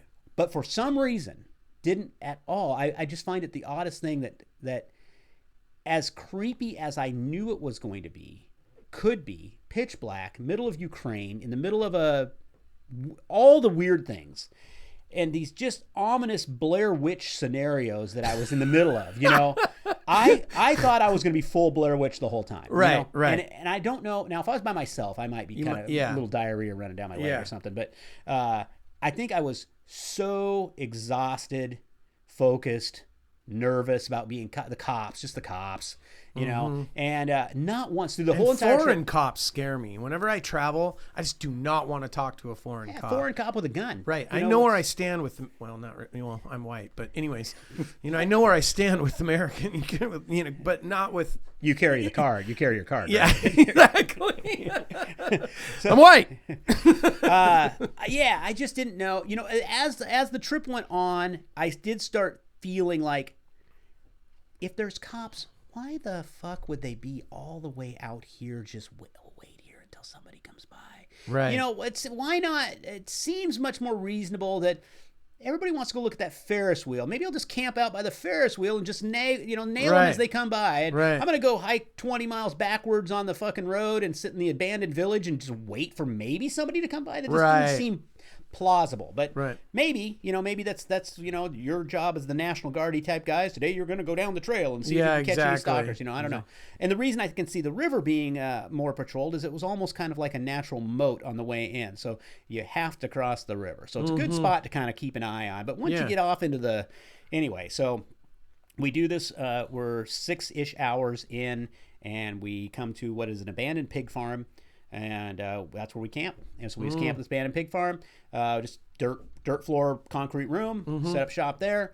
I wake up in the morning because I hear a car or something, and I just, you know, I'm the only one that wakes up, and I just pack my entire pack right then because I was just like, I can't leave quickly. Right. My shit is everywhere. Right. And then it turns out we're right next to a road that workers and security and whatever does use, not the one we were on that was all dilapidated. But the next move was to cross that road. Right. That was just on the other side of this pig farm. So we were hearing workers or whoever going between Chernobyl and real life. And, you know, to them, is it just another building they're passing? They don't know we're in it or care or you know, who knows. Yeah. But to me, I was every time I heard a vehicle, I was like, are they coming here? They're going to check this place out. It's a known place. You know? How strange, though. How strange. How weird that would be. Really? Like, you're hiding out from these folks. Yeah. I mean, they're not security necessarily. I'm hiding out from everybody. Like when you're a kid, you hid from everybody when you walk down the street. Car up! Yeah, you're running. Strange. It feels so weird. Like I'm not supposed to be here. I'm not supposed to be anywhere near here. Right. Yeah. And I don't know the level of that too. I don't know really. I just know the way they're kind of portraying it to us. Kind of. So next day, okay, we get up, kind of brought a little camp stove. So also the food. So Neil wanted to go. He went to REI and bought like things he would normally take on a camping trip, just dried stuff, things he would like enjoy eating a little bit. And I was like, oh no, it's included in the price. They're bringing the stuff. It's like, oh well, I'm not going to waste that. Right. Well, God damn, I wish he would have brought it. It's Ukrainian army ration bags, and it's just whatever's in those things. So that guy passed out these packs to each of us. Here's your food. Right. And then we had another little bag that just he had like 3 things of top ramen in each of them. And so the top ramen was best. Yeah. So, please, I wish you had 20 of these. Right. Because the other bag just contained, I can't tell what it says, but you open it up and it's just dog food. Yeah. And then it just reeks. But hey, it was food. It was food. I don't care. I have food. Oh, liver pate. With a cracker that's like cement. Yeah. And so that's what we ate for like the next 4 or 5 days, you know, and it's just like, okay. And I know that at some point I'm shit in the woods here. So I want that to be as easy as a process as possible. I don't know what this shit is going to do to me. I'm not eating that fucking cracker. Right. So I was a little nervous about all of those things. Neil luckily brought a lot of his instant coffee along, and so we were able to have some coffee in the morning. Right. So the next day, we only go about a mile. We cross that road, and then we just stop. And it's maybe 11 o'clock in the day, and then they say, we're going to stay here till 7. Okay. And I was like, that's 8 hours. Right here in this just nothing field, trees, bugs everywhere crawling around because you just camp down the ground. Well, it's fucking Spider Fest, you know. It's like it's constantly shit. Yeah. Thank God there wasn't a lot of mosquitoes because that would have been really shitty. But bees, you know, you're just in the middle of nowhere. It's it's a field with an occasional tree. Right. And so you find a little clump and you kind of just hanging out there. And the reason being though is the next push that you're going to do, which is another 6 hours at that point. It's on a road that is used at times straight in. And they don't want to take this road without it being night because they want to see the headlights if they're coming. Right. So which all makes sense to me. Yeah. And so when we start out on that next trek, it was just the most long, boring, you know, the guys are just like, okay, we're just going to be here till 7 o'clock. Right. They're just out. They don't care. And one of them we bought SIM cards at the airport to have data on our phones. Well, apparently we got the worst. Oh, you Kyivstar? That's the stupidest one you could get. Oh, right. Okay. You know, Stas, he was on his phone talking to some girl the whole day, baby. I mean, you know, whatever. He was constantly talking. Right, but you guys couldn't get shit. Nothing. Just nothing. How does he have it? And that's when they said, well, what did you get? And I go, Kyivstar. They're like, oh, stupid. You know, you got the worst. You got like, oh, you got AT&T. You should have gotten Verizon. Lapse in Verizon. Right, yeah. So, we leave there. We start the next little trek in, which is that's still all on my first part of my 3-part video. So that is it's kind of cool because it's getting sunset when we leave, and it's a field heading to the woods. The woods is ahead. By the time we get to the woods, it's dusk. But you then cross in the 10-kilometer zone, and that's another. So they had a 10-kilometer and a 30-kilometer. Right. And in between the 10, I don't know what the difference is, other than the 10-kilometer forward is death. Right. And between 10 and 30 is slower death. Right. You know, right. So, so we get to the 10-kilometer, and there it is. There's a barbed wire fence that is kind of halfway still up going each direction, and a broken gate that's open. Right. And that's it. You know, but you can see here's the line, and so you can cross in this line. And then you go on in, and also nowhere to really run. What if the car does come? I mean, it's thicket, and and down each way. It's like there's nowhere. I'm constantly, which way what am I going to do? Grab my kid, go this way. Well, never ever did we have to deal with that. And it's just almost straight the whole time for hours. It gets pitch black. We're in the middle of the forest, and the whole time they do have these decimeters. They're not Geiger counters. They look like a memory stick, but it's got a little digital readout, and so they're watching that. But they've been in so many times, they know where this hot spot is. Right. Just before you get there, you go through what they call the Red Forest. Okay. And I knew that was coming. Red Forest was named the Red Forest because the radiation turned it red, and that's the path the wind blew the radiation. Okay. So you got to cross it. So when you go through there, you know, Right. you watch this thing climb up, and it's like, you know, we're not dead. I'm just like, yet. Oh my God. But it's the description was, I didn't realize this, and I did look this up. You are exposed to a higher level of radiation just by being on an airplane. Right. And that you, through this entire trip, moving around, probably were not going to exceed what you've gotten your dose of coming here. Right.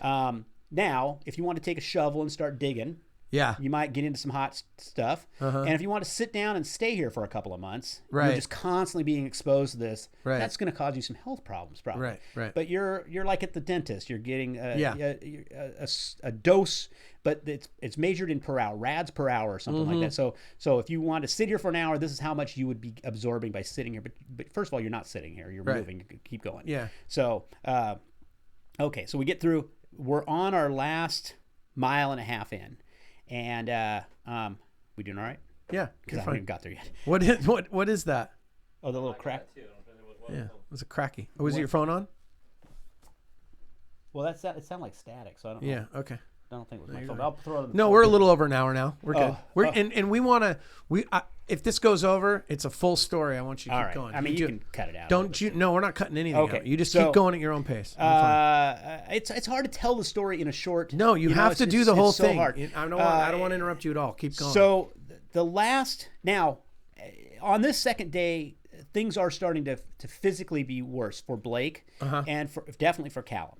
And I believe that is because they've sweated this stuff out. Their system is their electrolytes are way low. There's shit that's going on internally that is really starting to affect.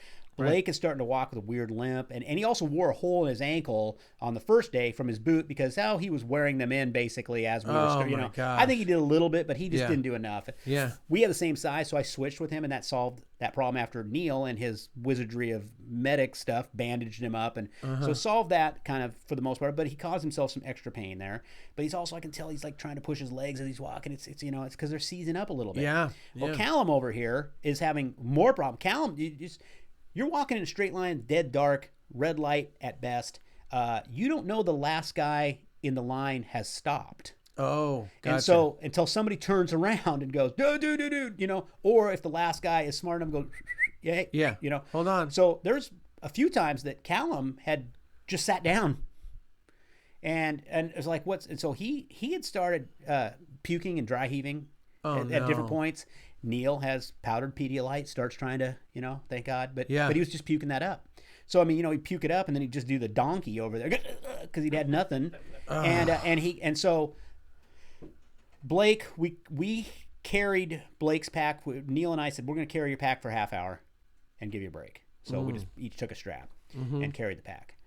When we got done with that, Callum was totally done, and the guides ended up carrying Callum's pack the rest of the way in. And that was one of the guys had to go back and find him because he was so far back. And You got to be fucking kidding me. He just sat down. He couldn't do it anymore. How did he think he would get out if you guys walked away? Like, I don't think he thought about that. He probably had said this. I can't do it. I just can't do it. And he didn't tell us. And so at that point, we were transitioning from this road to a railroad track. And so when we had done this transition, we realized that Callum wasn't with us on the track. And so we stopped, and Stas went back. And I was fucking tired and in pain. I mean, it's 1 a.m. now or something. It is kind of cool. There's a track. The track, there was like 3 tracks, and 2 of them were completely overgrown, but one looked like it was used still. And there was all this scaffolding that went up and over the tracks where we were at. So it was just this ominous path that you could see down, and the glow from Chernobyl that was still like, because the power that was there, a little bit of a light at the end of the tunnel kind of thing. Wow. So you could see it was cool looking. And then you realize that there was these things over the track to unload, those big crane things that they put over the tracks. Right. Like up at the Seattle has the Virgin Ore has a big crane thing. Right. So that was all. You were in this process that doesn't operate anymore, I don't think, but this is where they would unload shit. So you knew you were close. You're getting close. But there's no Callum, so we gotta go back and find Callum. And so finally Callum and Stas show up, and then that's, the guy to carry his pack. Callum's just like, it's like, oh my God. Well, what would he have done? He wouldn't have known where to go. Now, Neil, who's so super smart, I'll tell you, we had talked previously, what if these guys ditch us? And so Neil was using his like all trails map app thing, which lets you map your own trail. Even if you don't have internet, once you start, it'll map you. So he had mapped us. So he had mapped us. When we got there, we had that map. And so we were like, worst case, we know how to get out. I mean, we would have got out to the middle of nowhere and had to figure out how to get out from there. But yeah, but still, we had get back. the You weren't reverse relying path on a compass or something. Right. We had the reverse path. Yeah. So anyway, we come to town, and we're here, but we don't see anything. It's just pitch black, trees, and then the front of a building, and it looks like hell. Every building looks similar in some way. It's all concrete. Most of it's intact all over the place. If it's not intact, it's probably because of nature. Right. So there's trees growing through it. There is vandalism that has happened there of some kind, but it's not widespread. It's so some people got over there and got a kick out of busting out windows and shit. But they haven't busted them all out, and they haven't, Right. so. But it's just falling apart. 35 years of just no maintenance. Yeah. And so the front of this building, there's a couple of doors that are just half-ass hanging open, no front windows, and a tree growing up by the front steps, and just, it's just weird. And you go in there. Now, I thought we were staying in an old apartment place, because that's every video I've watched. They stay in an old apartment building. They go up like 4 or 5 floors, and they've got a apartment that they've kind of cleaned up at the back. Right. And so I thought, so we're starting up the steps. I'm like, oh, that's going to be a climb, Yeah. And 1 floor up, and we're just done. Go to the back of this building, and they got a room back there that's all blacked out, and they got these old bunks that must have been there. And they're just bunks with springs, and they're old, and they're intended to have a mattress on them. We had blow-up mats. Right. But it's just spring. Every move on that thing was noise. I mean, just everything. So you have your blow-up mat, your sleeping bag, and the springy thing. So every move you made squeaked, rustled, and sprang. And then there's 6 of us. So all night it's like, and then 3 people, me included, are snorers. So right. It was just a noisy. I'm sure if you were like security going by on the street out front, you're like, either a den of bears in there, or So that's what and then the guys tell us, okay, so here you are. We're going to be back tomorrow at 11. And I was like, where the fuck are you going? Right. And they're just like, so we have our place that we've got set up here that, we're going to go to. Here's a radio. If you need us, call us on the radio. And we'll see you tomorrow at 11. And I'm just so tired, but I was just like, fuck. Okay. That seems super sketch. I don't even know where we are, Right. And so I wake up like at 5:30 in the morning. Right. And I just cannot sleep, and nobody else is up, and I go look out the front, and I can see kind of this brush and street and whatever, and then all right, let me go find the roof. Well, it's 1 floor up to the roof. Okay, it's only a 2-story building. Right. So I go up on the roof. Now I can see that there's apartment buildings. I can see 2 or 3 of them across the street. Nobody's awake. Got to wait till 11. So fuck. Okay, wander around for 2 or 3 hours. Finally, go sit down, kind of go back to sleep. And it is so nasty in these buildings, and of the decay. So all the plaster, everything's peeling everywhere. Yeah. So we had taken a door that we found on the floor and put it on top of a couple of things to make a table to put our backpacks on and everything, but just leaving that sitting there for just a few hours, it was completely covered in white. It looked like people had been sheetrocking in there. Just the whole thing was white, just from the constant flaking of the whole room. Wow. And so that was you were never outside of that. You're breathing it too. You're breathing it. Yeah. And so that's going on. So 11 o'clock comes, and they don't come back, and we're just like, okay, what the fuck? They finally show up like noon or something, and okay, we're gonna go. Second half of the money, okay. And so we're gonna go. So we went across the street now, past those apartment complexes, and just basically into that next block. So we figured out we are on the edge corner of town. Town goes forward. the way we came in is behind us, and we still don't really know our layout totally. But we go through some schools. We go through like kindergartens and some elementary schools. Most everything's gone. Apparently, after this happened, they had this thing called the Chernobyl liquidators came in, kind of like removing asbestos. They took all the radiation stuff. They tried to get rid of it. They buried it. If it was value, they did whatever with it, and then they left stuff too. So you go into classrooms, it would be full of chairs and tables and books and things, but it also was rusty and dirty and that dusty weird shit. Right. And but there's paintings the kids have done. There's things that there you can tell. Incredible. And it's all the propaganda stuff is all the hammer, sickle, and CCCP. So right, because all the crazy Soviet shit, Yeah, so like we went into a time warp. Right. It was cool. Right. I mean, that way, Especially being how we were raised, that was scary to us. That one day. It was just one day it's going to happen. Could be the nuclear deal. So here is, in kind of a way, didn't work out for you, but not that. This city. The day after. That's a great movie. Yeah. Really. Have YouTubed the attack scene on that. Watch it, just where the missile launches and then it goes off. It's still good. It's I haven't seen it in years. Just since then, it scared me when I was a kid. It is scary stuff. Yeah. So overall, we look at all this stuff. The city, I got to tell you, and I've done some looking back and finding like videos of when it was a functioning city. Right. Beautiful city. Yeah. It's a beautiful city, and it was a masterpiece. I mean, clearly they had a military design to it. It's the government is putting this together.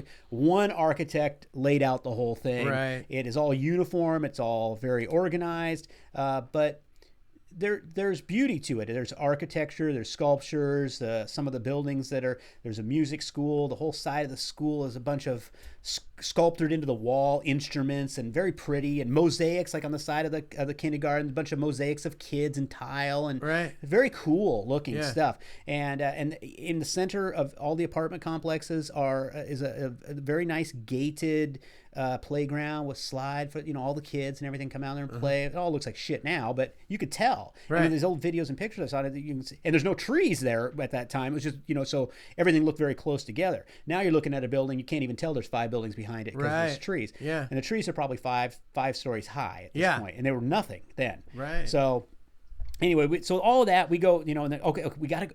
What's going on? Okay, well, we've been told by our friends that workers here that there's some extra security in town, so we're going to go back and just chill out. We'll be back like at 3 o'clock to get you guys. Okay. Fuck. Wait more. Yeah. All right, well, I don't get caught. So we go back, and 3 o'clock comes and goes, and I was just like, fuck this. Let's go at least to the building next door. 6 stories. Let's go to the roof of that building and get a look. Yeah. What's going on? So me, Neil, and Simon, and Blake, that we ditched Callum, and Callum was asleep. And and Tom, we just went, and I mean, he was hurting, Yeah. And I felt bad for the guy, but he just.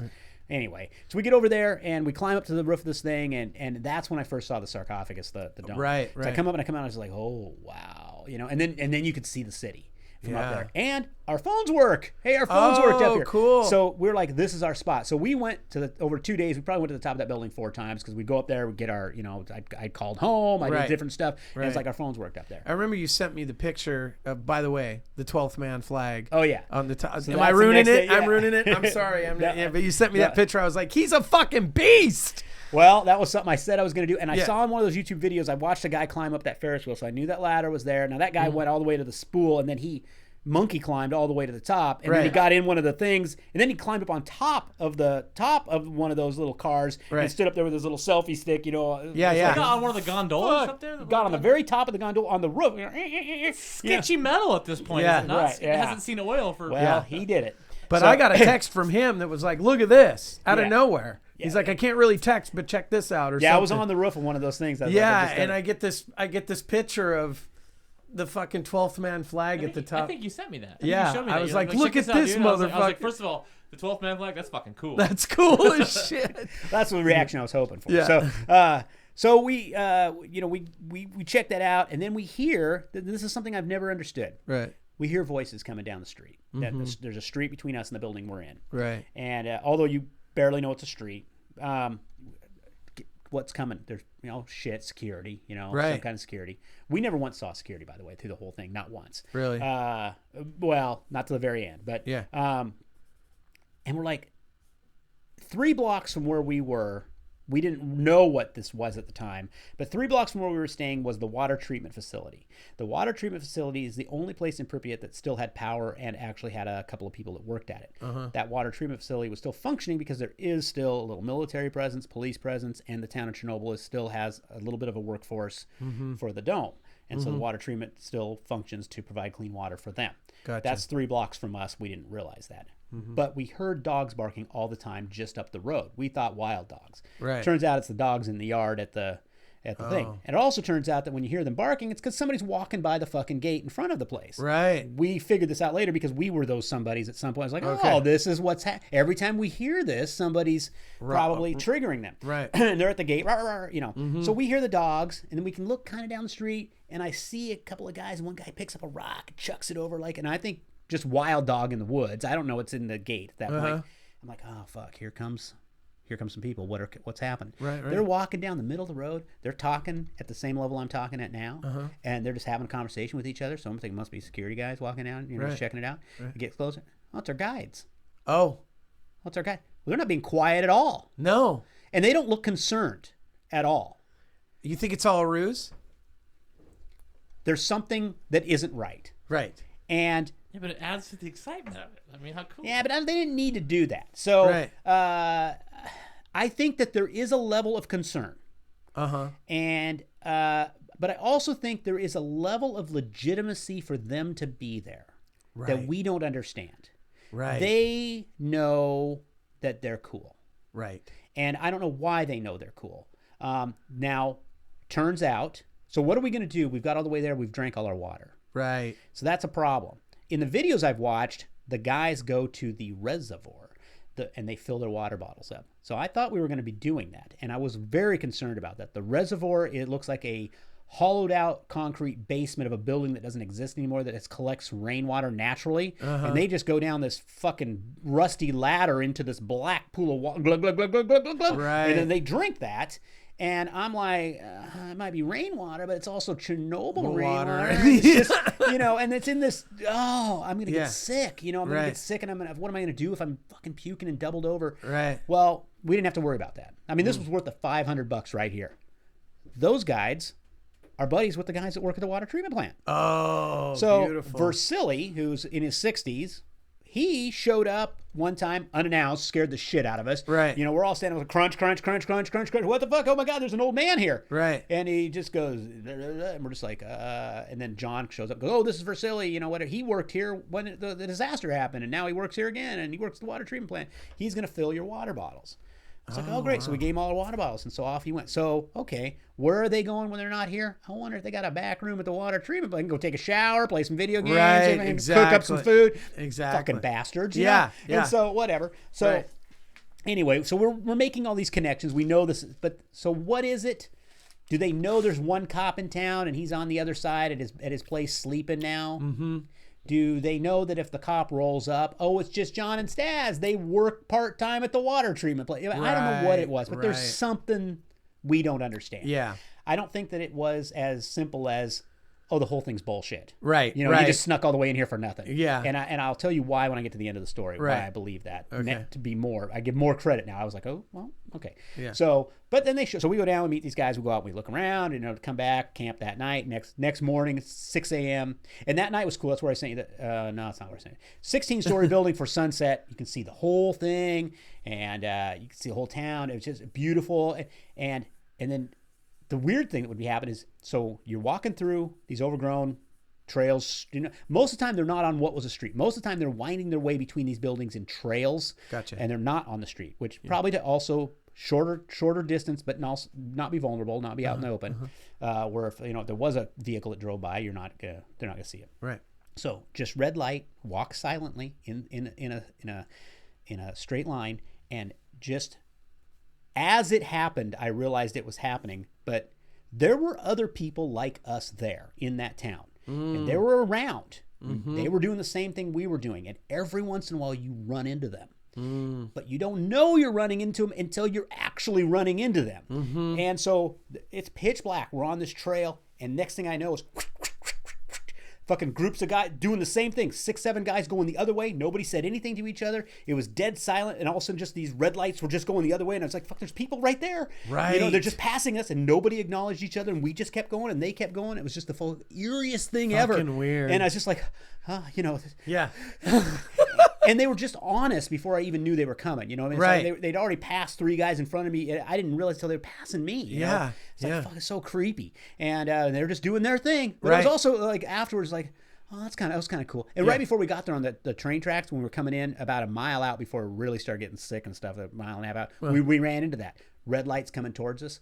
And we're like, we froze. Those red lights stopped kind of towards each other. Right. And there was like 6 Ukrainian kids. They were like 18. They were just like, hey, what's up? I got one spoke English, and he's like talking to me. He's like, you came all the way. Where are you from? I go, Seattle area. And he's like, you came all the way here just to do this? He just thought, I mean, it seemed like he thought that was the coolest fucking thing ever. He's like, let me get your Instagram. Right, you know, exactly. I was like, yeah, here you go. And then they had candy. They gave us candy, and you know, the smokers smoked, and it was just like fun. You know, it was like so fun. And then they were like, we've been in there 4 days. We haven't seen anybody. You know, there's no cops. Right. Like, thank God. You know. And then off they went. They were just starting their trek out. So it really gave me like, okay, good. We're good. You know. Here's some real. Yeah. But anyway, so that next morning we're going. That's the day we saw everything. We get up at 6 and go in, and as we're going in, you know, just again another guy just randomly whoosh, past us. He's got a bunch of cameras on him, and he just walks by, kind of gives us a, how you doing? Yeah, you know, it's like, okay, how you doing? Yeah. You know, doing my thing. By myself. Okay. And so that day we went to the swimming pool. Which that swimming pool is eerie and ominous, and it's huge. Like kind of seemed like an Olympic-sized swimming pool.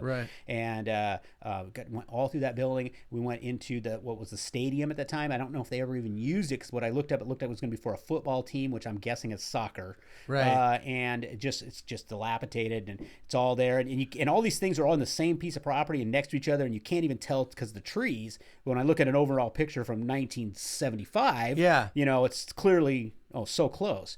Right. And then the Ferris wheel. And I'm telling you, you know, the whole trip, to me, that was the Space Needle. You know, that was the Ferris. Yeah. I'm fucking Ferris wheel. I'm going to the goddamn fucking Ferris wheel. That's it. And then compared to the rest of the city, it's just one little thing in the city.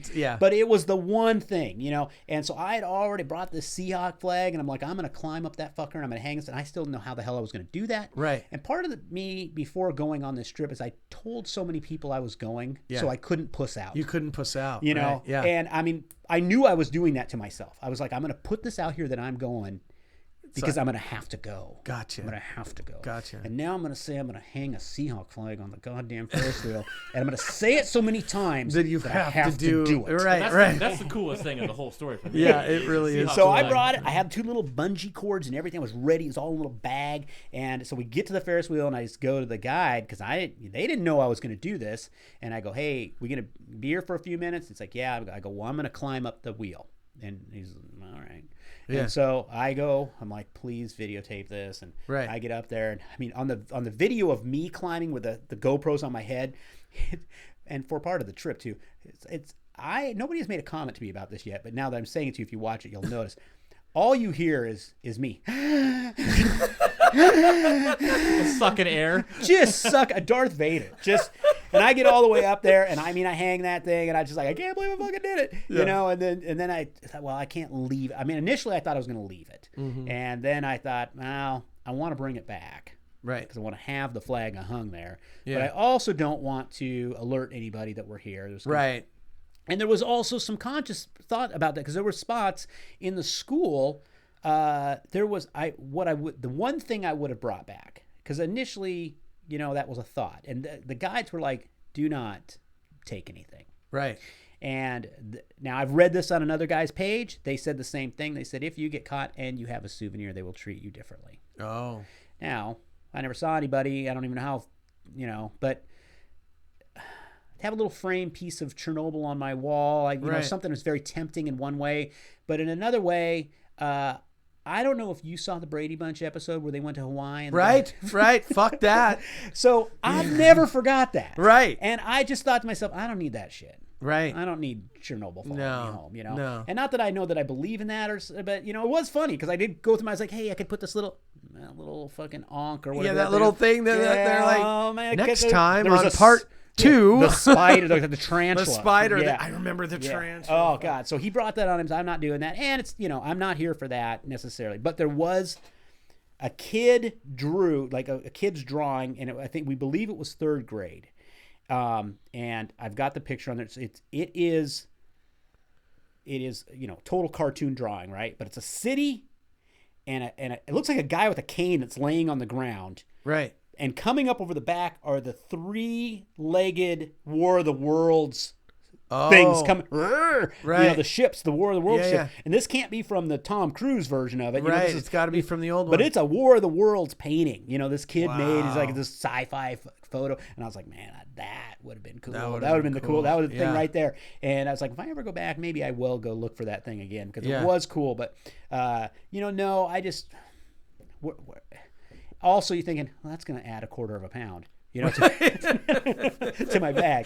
To not know the consequences, though. Like, there's consequences that you know of, and then there's consequences like, okay, I don't know what's going to happen. A lot of people were hurt. A lot of people still are feeling that. Yeah, and it wasn't a goal of mine, but it was a thought, and there was, but the stuff you were seeing wasn't really, I don't know what you would. Nothing really of value there that just be more sentimental, I guess. But to be able to be like, that was from Chernobyl. Yeah. So I guess for me, it's going to be that Seahawk flag. It's like Julie's like, oh, aren't you going to fly the flag here? I'm like, no, I think I'm going to fold it up and put it in a little case next to a picture of me with it. I think I'm going to do that. But so all that, looking around that whole day, that was the coolest day we saw. So we went to the hospital that the first responders. That when this thing blew up, just like 9/11, firefighters fucking straight in. Right. Well, those guys are fucked. Yeah. They're radiated, they die. Yeah. But they don't die immediately. They kind of melt into goo. Yeah. And the first thing they do is they go to the hospital. Right. And this hospital that we went to, I think it's Hospital 126, I think is what it's called. And so this hospital, you do not go into the basement at this hospital. Beep, beep, beep, beep, beep, beep, beep. Right. And that's where, when they stripped the firefighters out of their clothes and everything, they didn't know what to do. They took them all down to the basement. They're still in the basement. It's just too radioactive. You don't go down there. Really? All the shit they took off these people, they took to the basement, just dumped it on the basement because they didn't know what to do with it. They didn't know what they were dealing with. Right. Really. Right. And then these people ended up probably getting shipped off to Kiev at some point, and I'm sure they all just kind of turned into like nothing. But but we went to that hospital. We went because of those radiation levels. I believe we just went straight in up to the 3rd floor, which was the top floor, across the top floor, back down the other side. But the little, when you were down on that first by the end, it was going nuts, and he was like, if you went in there and went to the stairwell, it would just get worse and worse, and you would, you don't go down there. Yeah. If you have a suit on or something. Yeah. And so then we went through the center of town, which, a movie theater. There was like a performing arts center. There's a cultural center. It all looks like a bomb went off there because it's all falling apart in some ways. But so beautiful you could see the beauty it was. And just walking through, and then the hotel's kind of an iconic thing. It's got this sort of a archy, like almost the drop-off zone. It's kind of this, it's on in the shadow of Chernobyl, it's on that, the hotel. So the front, like the foyer of the hotel where you kind of pull up and drop off is sort of this kind of a semicircle covered area. It's distinct. Right. And the hotel is distinct. And so, we see all these things, and it's like, and we kind of march past it. But what the funny thing is for me, so that was quite a trek through the center of town. And when I went back and tried to find as much video I could of back when it was a town to put next to my video so I could show in my video now the difference. Then, right. I was watching the old video, and I was like, okay, yeah, I walked right through there. I was like, well, there's this sculpture there, and there's like in the center of town, they had these big squares that almost looked like they were ponds. And then next to the pond was a big square of concrete that was elevated, but it kind of tilted. So almost like the water would collect and then dump in like a water feature. Right. It was big. The size of this room. And I was like, oh, that's weird. There's those things, and the sculpture, and there's all this other stuff. I walked right through there. I didn't see any of that. And so then I went back and I watched my video, and I was like, oh, there's the corner that's sticking out of that clump of trees. I walked right by all of it, and I didn't know it was there because it was overgrown, because it probably was where more water was, more tree growth around those things, and big sculptures and big huge statues and things, and these water features, and I didn't see a single one of them. I walked past all of them. So if I ever went back, you know, I Yeah. would plot out some different stuff. And now that I've seen the main stuff, I would go get into the root of like that. That's what's driving me to think about maybe going back someday if I would ever do that. Yeah. And also to go, okay, listen, I want to hire you to help me get back in there, but I don't want to go on the tour. Right. You know, we've done that. Yeah. I want to go to the hotel and spend it. You can drop me off. Right. So I'm going to go through every floor. Right. I want to look at this shit. Yeah. And, you know, whatever. So if I were to do it, I'd want to do it more like that. But anyway, we got to do all those things. Seeing that video later was kind of eye-opening. And then we get to the end of that day, and Callum did not even come on that. He missed the Ferris wheel, he missed the swimming pool, he missed the town center, he missed the Pripyat Cafe in itself. It sits on the bank of an inlet of water that almost looks like a lake, but it's actually an inlet, I think, off of the main river. And it's the Starbucks of the day. I mean, you can just tell it is where they went to chill. It's two sides, both kind of a V shape. The tall side is windows. One faces the city. That side is all kind of stained glass, really cool looking shit, and the other is just all open, overlooks the lake. And he was just too sick to make it, huh? Didn't even wake. He didn't even know we left. Fuck. I mean, we were gone like 7 or 8 hours. I left. He never even. We woke him up when we got back. He was just sick. He was sick, and you know, we left him alone in the back of a building that was falling apart in the middle of Pripyat by himself. I don't know what if I would have woke up, I'd have been like, oh, fuck. Right. You know? And he didn't even know it. And so we do all this stuff, you know, that cafe though, I swear to God, if I had like $1 billion, you know, if I had Paul Allen's bank account, right, I would open that I would recreate that cafe, right, and have a nice restaurant and lounge. You know, it's so cool looking. Yeah. And but just gone, you know, just all these things are just done. And so we see all this stuff. Okay, we're done. We're going to go back. And so now we go back. And the place that we were in, when we first got there, we roamed around a little bit, saw lots of bathtubs, there was a few showers, and there was alarms on the second story window. So all those things were confusing. And so at first I thought, spa? Gym of some kind? Gym? Right.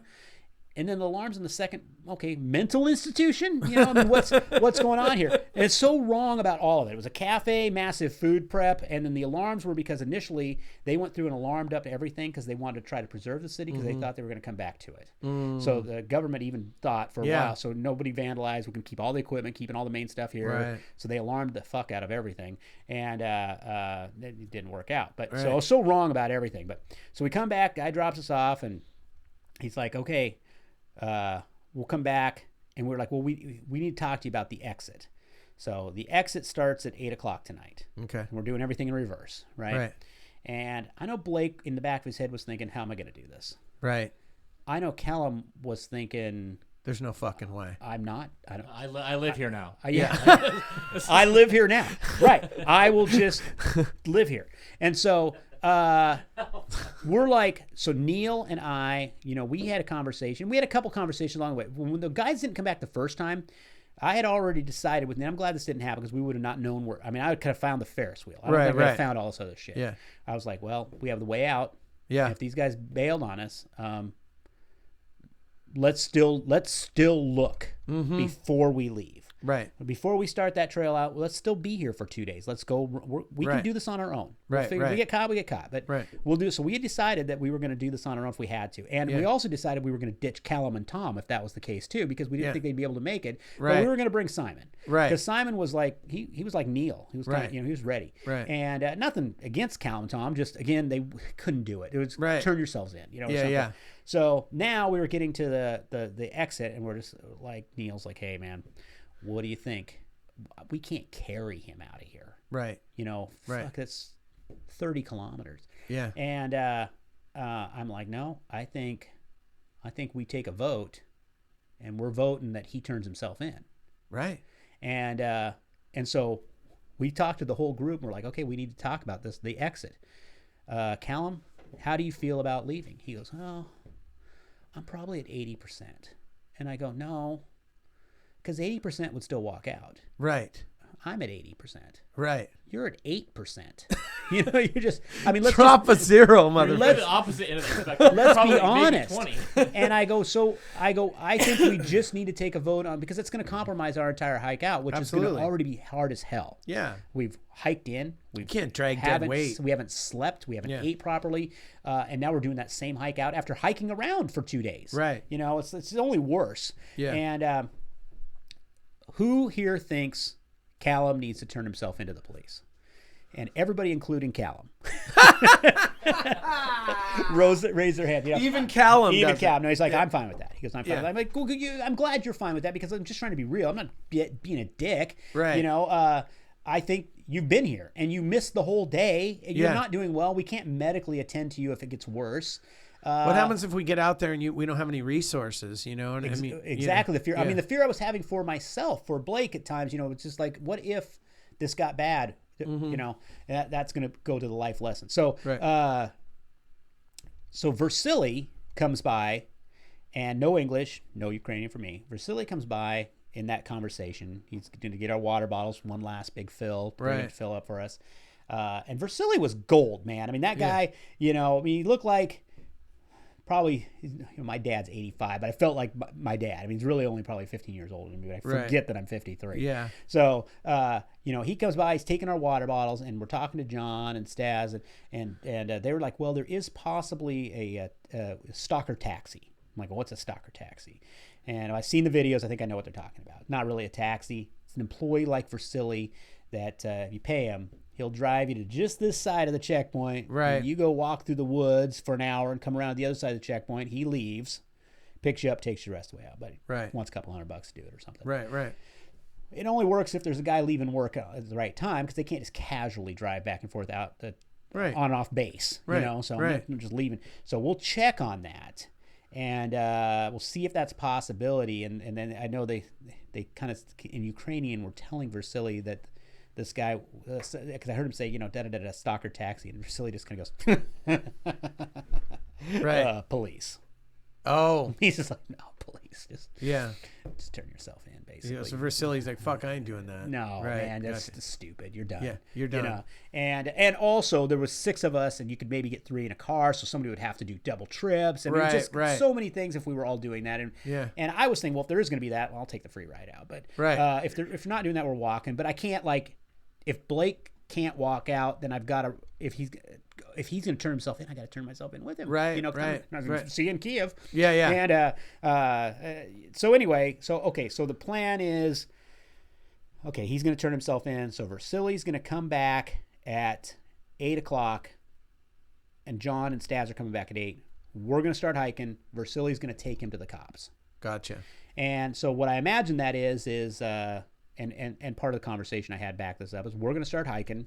And my thought was, okay, well, if he goes to the cops, where's the group you're with? Right. And there's more people in here. Right. Let's go look for these other people and nail these assholes. Right, you know? right. And they're like, no, because usually when you leave there, the next stop is, instead of going back the way you came in, you go further to the Duga radar. Okay. And we missed that. It would be something I would go to. The Duga radar, which you should look up. The Duga radar is just a giant scaffolding of, looks like just, you know, the shit they put on the outside of a building when they're going to work on the outside of the scaffolding that goes up there. Oh, I've seen that. Yeah. So the Duga radar, massive thing that they built to try to. It is huge, and I can't describe what it is, but it must be like 4 blocks long and 10 stories high. Wow. And maybe, you know, I don't know, 50 feet wide. And you get some catwalk scaffolding. You go to the top of that. You're like one of the top of those construction cranes in Seattle, you know. And the purpose of the radar was it's facing America. It was the early detection system for Russia if we launched on them. Right. But it's just sitting there decaying now. So it's a kind of thing. But to go to that, and it was starting to rain when we were leaving. Right. To go to that, you're going to it to climb it. And I already was scared shitless of thinking about climbing this thing, because a lot of it's a ladder, and wet. You're out, and I'm out, and I'm tired, and I want a reason to be out, because it just doesn't sound. And then you're adding 8 miles to your trip on the way out. Yeah, fuck that. And there is no shelter if you go that way. So now you're sleeping in the woods. Yeah, we don't have tents, so we ruled that out. But if they ask Callum was told, I just couldn't do the trip to Duga radar. Right. My group went on to do the radar. Completely opposite direction. Gotcha. Good plan. Never even had to say that. But that was the plan. What is Versili's doing is Versili's like, hey, found this guy walking along the trail. Here you go. Right. And they're like, that Versili, he's such a great guy. He's a good guy. Yeah, and, exactly. Vigilante. Right, yeah. Good thing we got Versili watching the west side. Making money off water. Because he's taking a vig for the water. Oh, I'm sure he's getting paid. Yeah, $10 probably. Right. So Versili, okay, that's like the plan. 1,000 here. 8 o'clock. Versili lives in a mansion. Versili, this is the cool. Versili shows up to get Callum. The guides show up and they're like, okay, make sure you get everything ready. And Versili comes walking in with this big pot. Like a cast iron pot, like this big, and it's some kind of like stew that he's made down there, and he's got these towels, and he's got another old dude with him. So they both come in, they carry this thing all the way up, they set it down on the table, and I was like, oh my god, that's the coolest looking thing I've ever seen. It's like food, real food, right? And it's not top ramen or fucking dog food and puke, and he just takes off the lid and he goes, and I was like, oh yeah, and it's one spoon. So here you guys go. One thing is on this whole trip is like there was not even a thought of COVID. No, it's like right. COVID can't survive in that radiation. Right. It was weird. It was just like once you left Kiev, which was minimal. Right. Some people had masks on their elbows there if they had to put them on to go in, so it still was right. But anyway, so Versili, all right, and I go Versili, and I thump my chest. I go, you're a good man. Right. And he goes, blah, blah, blah. And I was like, I don't know, but I feel like we're on the same page. Right. I just feel like you're cool. Thank you. This is awesome. We all slurped that shit down. And basically, to me, that was just like him going, yeah, you guys got a long walk ahead of you. Yeah. Fill up. Fill up. I'm here. I'm helping you. I like you guys. I am supporting you and what you're doing. Yeah. Fuck the police. Yeah. And I'm one of you. I'm just an older version of whatever. Yeah. I'm easy for silly E. Yeah. Right. Yeah. Easy facility. Yeah. So we start. Also, I'll take that 20 now. Well, I'm sure. So we walk out. We hike out, and it's all dark. The first reverse train tracks, long straight stretch before we get to that road that we had to wait so long on the other side for. So that's the first half of the way out, and the whole way, which was kind of cool. Now the paranoid level has gone down to like 2. Right, because you're done. I'm done. I also know what's around the corner. I know this. I know the trail enough. Right. I know what to expect. Before I was like, I don't know. I heard a moose. It scares the shit out of me. I just whatever. Now it's just whatever. And we are able to do about 3.5 mile hours on the way out. We've dropped any extra weight, including Callum, and Blake's doing pretty good on the way out. Tom, who was as unprepared as Callum, just naturally is doing better than Callum for some reason. He's doing fine. Tom did okay, and we just kind of marched out like a little army troop, and we just kept a lot of good time. But the only time in this entire trip that I actually had chills and was scared was along. So we're going down this thing now. First of all, it's forest on each side, trail. But you can see how when you're on a trail in the woods, you can still see a light line from the sky down the trail. At the very end of that, which was, 5 hours ahead of us, lightning storm. So there's this constant, and it would light up the trail a little bit in a weird way, in a flash. And I started thinking in my head, you got Ming the Merciless on your arm? I just realized that? That is awesome, man. Anyway. Sidebar. God, that guy just died too. He just died. Yeah, that guy. Anyway, so. What's out of no? This lightning's coming, and then all of his fucking. I thought you were saying you fucking saw Ming come down from the fucking scuff. Like, so how long have you when you've been eating? Right. So I started envisioning as I was walking. This mentally didn't help me. I kept thinking, okay, so the lightning's going to flash, and it's quite a distance, but kind of a slow uphill, which I didn't realize why I did so good on the way in. I was like, God, this is like uphill forever. I was doing downhill. Right. It's like, no wonder. I was like, I got Blake's back too. Downhill. Callum's like, I can't handle this downhill. He couldn't handle. So, but I see the flash, but then I just started thinking, okay, kind of Stranger Things, am I going to see the flash, but it's going to illuminate a figure. Right. And then, what was that? And then the next flash, that figure's fucking closer. So in my brain, I was just kind of picturing this shit, right? And I was just like, oh, that's fucking creepy, right? Right as my brain is going through this process with me, Neil goes, hey, do you smell smoke? Like cigarette smoke? And I go, yeah, I do. We're not smoking. Right. Well, that usually means someone's near you. Yeah. What the fuck? And then just past where we had just been when he said that, a female, I believe, voice just goes, "Ah!" What the And fuck? I mean, we were literally, yeah. what the fuck was that? Right. And so when anything weird happened, that was the weirdest. But in anything out of the ordinary happened, what our move was lights off, crouch. Yeah. And so that was the move, which I thought, fucking, now we're eating. You know, Right. my monster is real. Right. And right. it's coming. And it's coming. And hopefully I can be in the middle of this group and not be, you know. Where the fuck is Callum? There's a Callum when you need him. Well, there's Tom, so we'll sacrifice Tom. So, you know, oh my God. And so, or one of the guides or something. But Yeah. so we'll sit there, and then the guide says, okay, all right, it's good, let's go. I'm like, what was that? He goes, well, what you can't see here is just over there in the woods is a facility, and it's the nuclear waste storage facility. And you can't tell there's a fence. I mean, he didn't say it this plainly. Right. This is what he meant.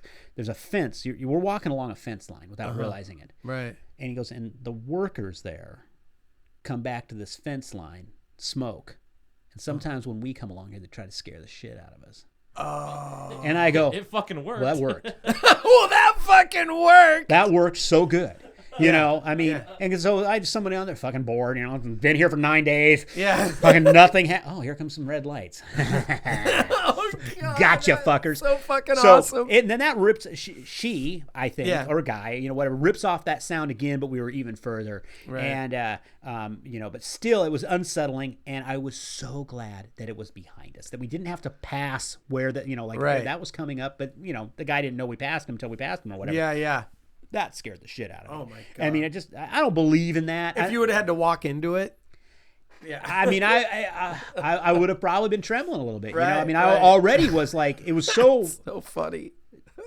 I don't really believe in paranormal Right, stuff, you know. right. I mean, and so I could probably become believing in it, you know, Right. if it's a scenario presented itself. Right. But it's my mind that messes with me when it Yeah, comes for to that. sure. But it's not. I don't believe it's real. I believe it. My mind will make like the vision of the thing coming at me. It got me all worked up. Just happened to be right timing for that thing to happen. Right.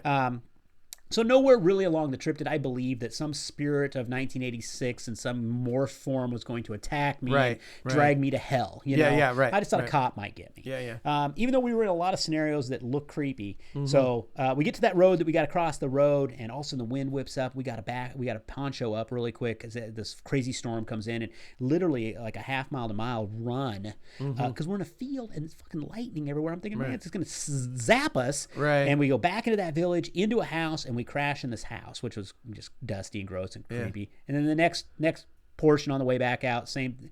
Now though, we didn't wait all day. Right. We just got up in the morning and left. Gotcha. Kept going. So we didn't have to. So we didn't have that 7-8 hour delay. We just kept Right. going. So it was daylight now. We got to see some stuff we didn't see before. Yeah. And we get to the river. So now I get to see the river when I go across it. Right. But here's the thing. So we get to the river, and I am probably struggling the hardest I've ever struggled at this point. I'm just like, Okay. oh my God, I got another hour. Fucking every minute seems like 10 hours. I mean, it's just tough. I'm starting to lag behind, catch up, lag behind. I can just feel this sucks. You're really digging deep. Bad. So we get to the river, and Stas is going to go across, check out the other side, let us know when it's cool to cross. They don't have their radios anymore, so he's I don't know how it's going to, let's go. So we're crouched in higher than us reeds on kind of a hill in a line, ready to cross the river, but we're concealed. And I look down, you know, underwear down, right? And fucking mosquitoes everywhere. I don't know why they didn't sting. Normally sting me like crazy, but or bite me, but you know, I could just see them all around my legs. And so literally over 10 minutes, just nothing. We didn't move. And I'm at the back of the line, so I don't really know what's going on up the front. At the front is John. And finally John says, well, I haven't seen Stas, but let's go. So, okay. So we single file across the river, come out the other side, which is kind of a muddy bank, precarious, oh shit, get our stuff out. And then John's, first time I've seen John concerned, he goes around, he goes, where's Stas? Have you seen Stas? Stas. So I don't know. I didn't know he was really missing because I was last in line, you know. Where is Stas? Well, he was supposed to go check it out and come back and tell us it was cool. he must just still be ahead of us on the march out. Stas has the only phone that works. When we get out, got to call the cars to come pick us up. So Stas is gonna. That's what he's gonna do. Without Stas, no phone. Right. But we still think Stas must be in front of us. So we get ready and we keep going. But John does look concerned. Right. And there's a point in that next piece between the river and the end of the logging road. Somewhere in there, you cross out of the exclusion zone into the forest. Right? And I don't know where that line is. So it has something to do with what I'm about ready to say. So as we're coming along, there is a intersecting trail 100 feet in front of us or something that two people in front of us come off that trail, and they're walking the same direction we're walking, but they're in front of us because they kind of just happen to come in front of us. Right. One guy full camos, the other guy bare leg, barefoot. And we're just like, this gay buddy out here. Right. What's going on? We don't really know what's going on. And I kind of wanted to catch up to see who these people were because I thought they were like us. Right. But why is the one guy barefoot? And they're just walking, and they just keep looking back at us. They keep looking back at us. And we're walking, and then they take a different trail that goes off, and we don't see them anymore, and we stay our course. It's like that. Who was that? That was just weird. What was that? Yeah, yeah. And I'm not really thinking much of it other than the mismatched dress. Right. And then we get to the end of the logging room. No Stas. No phone. But the end of the logging room does have some weird little houses at it, and you can hear a lady out, must be on her porch on her phone, just yelling at somebody. In Ukrainian, sounds like an old bat that's just going off, right? Right. And John just says, I'm going to go use her phone. So he went and gave her some money to use her phone. He calls the car. Okay. We're ready. We're here, but we don't know where Stas is. And the car says, I've already got a call from Stas. Stas is back on the other side of the river looking for you. Oh my God. Why? Why did that happen? Because when Stas went across, he saw security apprehending somebody and he hid. Oh. And that's what we saw. We saw this guy marching somebody out that he snagged. Oh, fuck. And we didn't know it, but we were so close to the line of being out, and we were, 5 people. He was one with already got his thing. I think that he just didn't fuck with us. Yeah, he didn't fuck That with guy was security He was security. Oh, I mean, that's what we believe. I mean, he was full military camos, but so were most of us in some ways, But that explains the bare leg. Right. He got this guy, and he was walking him out to wherever his vehicle was or whatever. Right. And so then that's when I went, okay, there is some concern. Absolutely. There is some legitimacy to the concern because Stas went and hid, and then he didn't know. We just went, well, we don't know where Stas is. I guess we just crossed, and Right. could have walked right into whatever that was. And Right. Then we just keep going. Well, Stas is like, well, okay, I guess that guy's gone. Let me go. Where's my group? They haven't crossed yet. Let me go back and find him. Hey, where the fuck they go? Right. No way to communicate. So No. So that'll put that in. But then, so the cars come, and it sucks. We had to wait another hour for him to catch up with us. And then the cars show up and they get us. Now we go to the drop spot, which, these guys' houses. And I swear out of everything, this was the coolest moment of its type. Okay. Is the taxi driver guy, which was just the neighbor of John that he was paying to drive the other car. Right. He's just like, we get to his place and he's just like, no, come on in. And so every house along this road be kind of like the shit road out in Tenino or something where the houses are just kind of lined up and kind of falling apart a little bit, but they're there, and everybody's got a little piece of property, quarter acre or something. Right. That's how this is. And this guy was super cool. No English, but he was super cool. You just, and you go in, you go past his dog that's chained up out here. Oh, shit. And then this guy, like everybody on that road, everything he's ever owned is stacked next to everything he's ever owned. Some things are just rotting into the ground, and some things are current. fucking timeline of things. My first car, second car, the one I drive now. And so, Right. and then little pig pen, little chicken pen, Right. little picnic table, bunch of rotted apples that have fallen off the tree they don't clean up, that smells like it's fermenting all around it, and a bunch of little seat cushions around the picnic table that are all wet and soggy, things. Yeah. But that's his thing. And on the table he has a little bowl of onions, a little bowl of tomatoes, some other little platter of stuff that was round, and it was a black pudding is what he called it, which I didn't know what that was. Right. And bread and a fucking bottle of clear liquid. And there you go. He goes, we are going to celebrate, basically. And John says, nope, this is his moonshine. We're going to. Yeah. And I was like, right on. Fucking A. I already smell like this whole thing looks. So, Right. It's getting real now. While this is happening, the neighbor lady is screaming, chasing a cow back into her yard. Somebody over here is feeding some ducks. I'm like, this is so cool. Yeah. This is Callum's so in prison. so real. Well, we don't know. Callum's in prison. We don't know what's happening to Cal. He's getting butt fucked. Glory by the guy you saw next to the security guy. Right. I got a new one for you. So this is happening. He's in a Pulp Fiction movie. They teach us. Wearing his rain gear. Right. Yeah, still wearing his rain gear.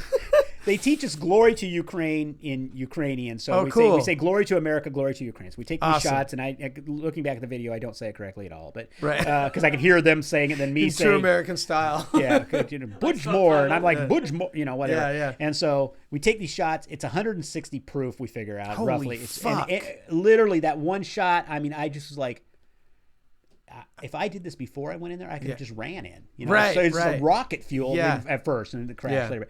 But then it's like, okay, take the shot, and then get that piece of dark pudding and put it in the bread, and take a bite of that, and then have an onion and Blood have a tomato. pudding? But yeah, blood sausage. Oh, blood sausage. And so Gotcha. as I am eating a couple bites of that, which just doesn't taste like anything good or bad, it was just something. There's bread, and I just drank gas, Right. So Neil, who's from England, goes, "Oh, we don't call that dark pudding."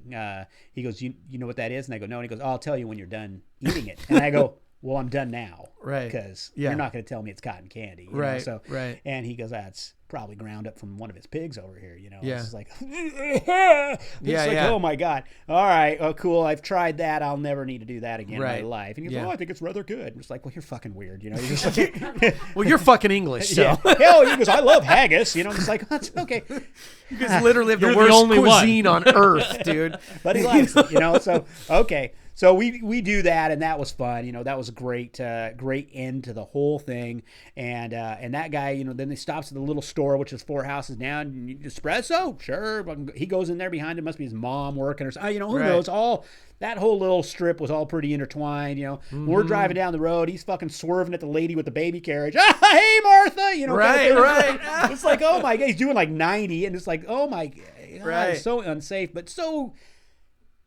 Everybody there looked happy. Right. In Kiev, they didn't look quite that happy. They looked like they were in their rat race. There's a bit of simpleton there, simple life there, and They know everybody. They're all yeah, family. yeah. Fuck, come on over and have some of my shit. Yeah, very familial, right?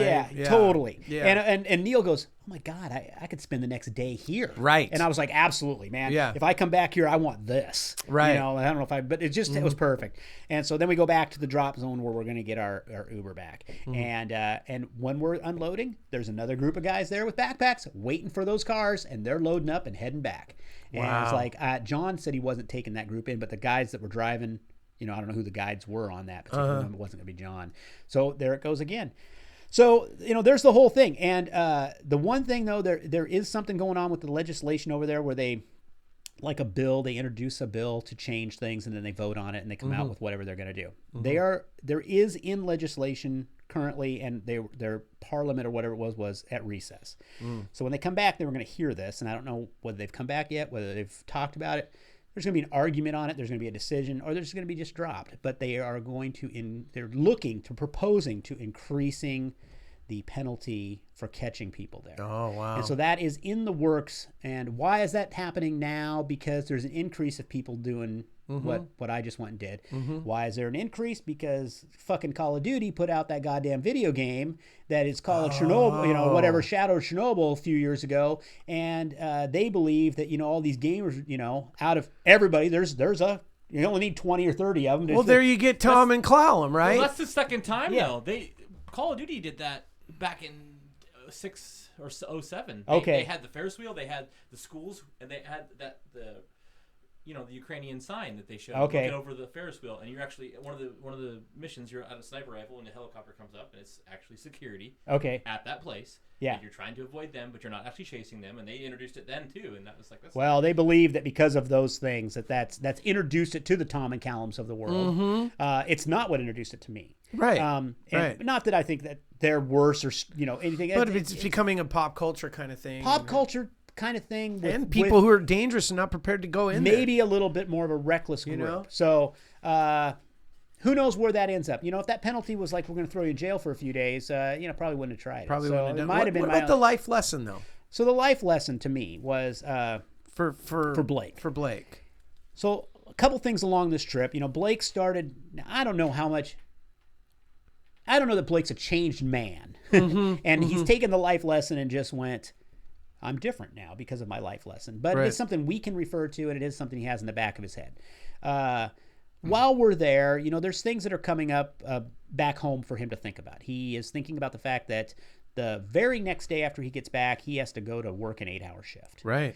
And, well, part of that is inexperience. And he's like, can't believe she would schedule me the next day knowing I had this trip. And I'm just like, well, did you take that day off? Right.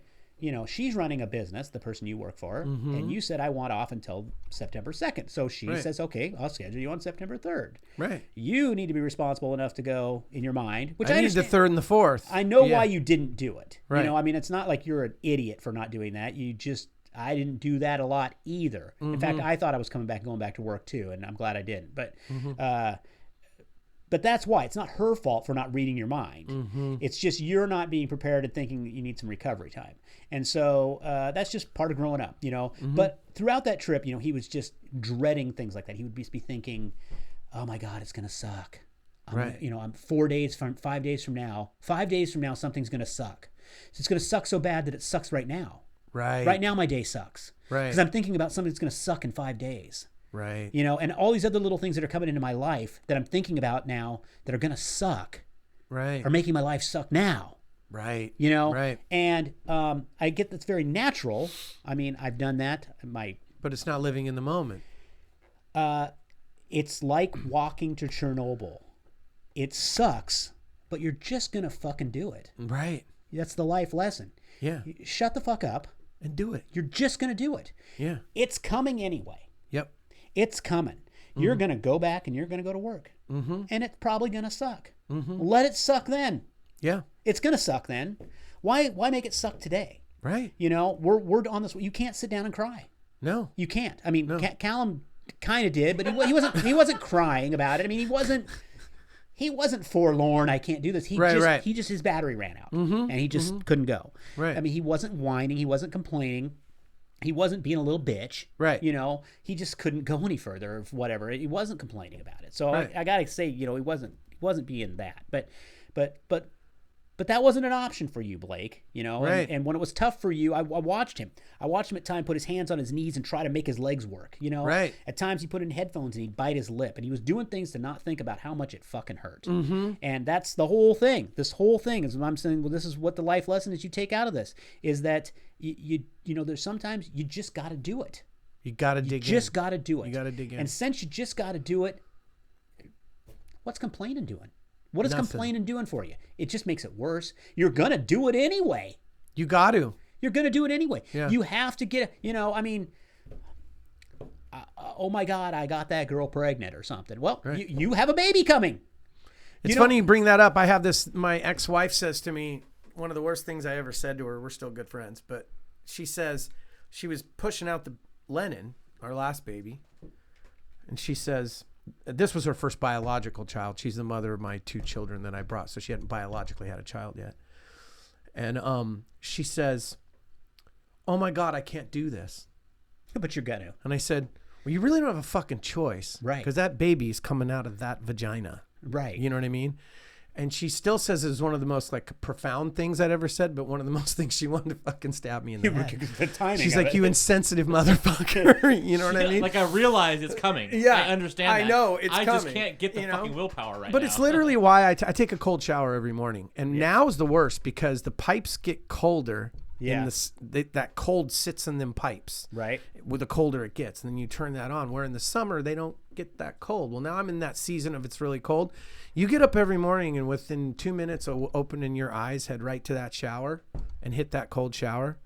And it gets you ready to just. I'm going to try that. I might not do it more than once, but it's amazing. And the reason it's amazing is because and if you do it every day, it gears you to jump rather than to go, wait, I don't know if I want to do that. Right. I'm scared of that, or it's going to be uncomfortable because we've spent so much time in our lives trying to make the least path of resistance and comfortability and all this stuff. So if you do this cold shower, not only does it reset your endocrine system and everything, and in a half an hour, you'll be cold, but 45 minutes later, you're like, bam, I'm ready. Right. It's like this shot of adrenaline, but also it gears your brain to jump.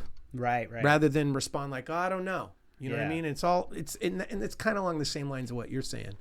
You know what I mean? In regards to, you're going to do it. You got to do it. You just got to do it. know? And here's a scenario where we've gotten ourselves into where what's your other option? Just like the baby. There's no fucking I guess option. he probably at extreme, maybe had another. He could have sat, I don't care, call somebody, Right. I'm just not going anywhere. I mean, maybe that could have happened, but, Right. but there was not. And he got that. He was like, yeah, no, I get that.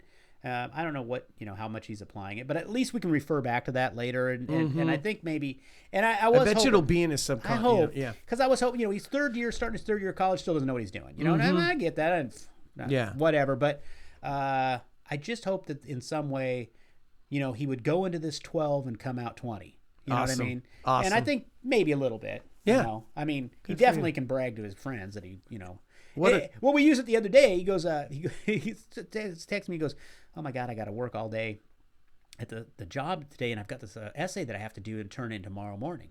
And I said, "Yeah, you can do that. You just walk to Chernobyl, man. Right. You just walk to Chernobyl. You Yeah. can do a fucking essay." There's a lot of stuff that doesn't. I love that. It doesn't get to that level. Right. I love And that. So he was just like, "Yeah, that's true." You're a Now, good dad, man. Probably You're didn't a good help him dad. much, but I mean, Good shit. really, that is Yeah. it's like walking to Tacoma, Right. which Not easy for everybody to 50 do. pound pack, and not on a road, on a Right. uneven, unstable, With the fear of like, the fear. the motherfuckers are coming.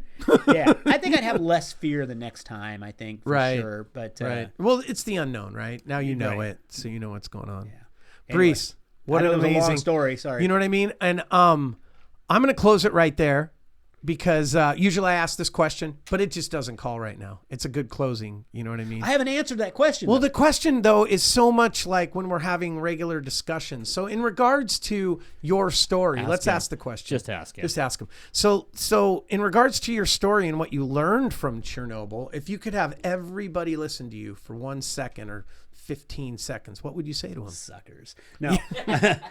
Well, I don't live by this enough, but in the back of my brain, and I think that everybody should do this. Mm-hmm. I on my wall next to my bed is an imaginary digital clock Really? in my brain. Oh, okay. In my Imaginary. brain. It's imaginary. Okay.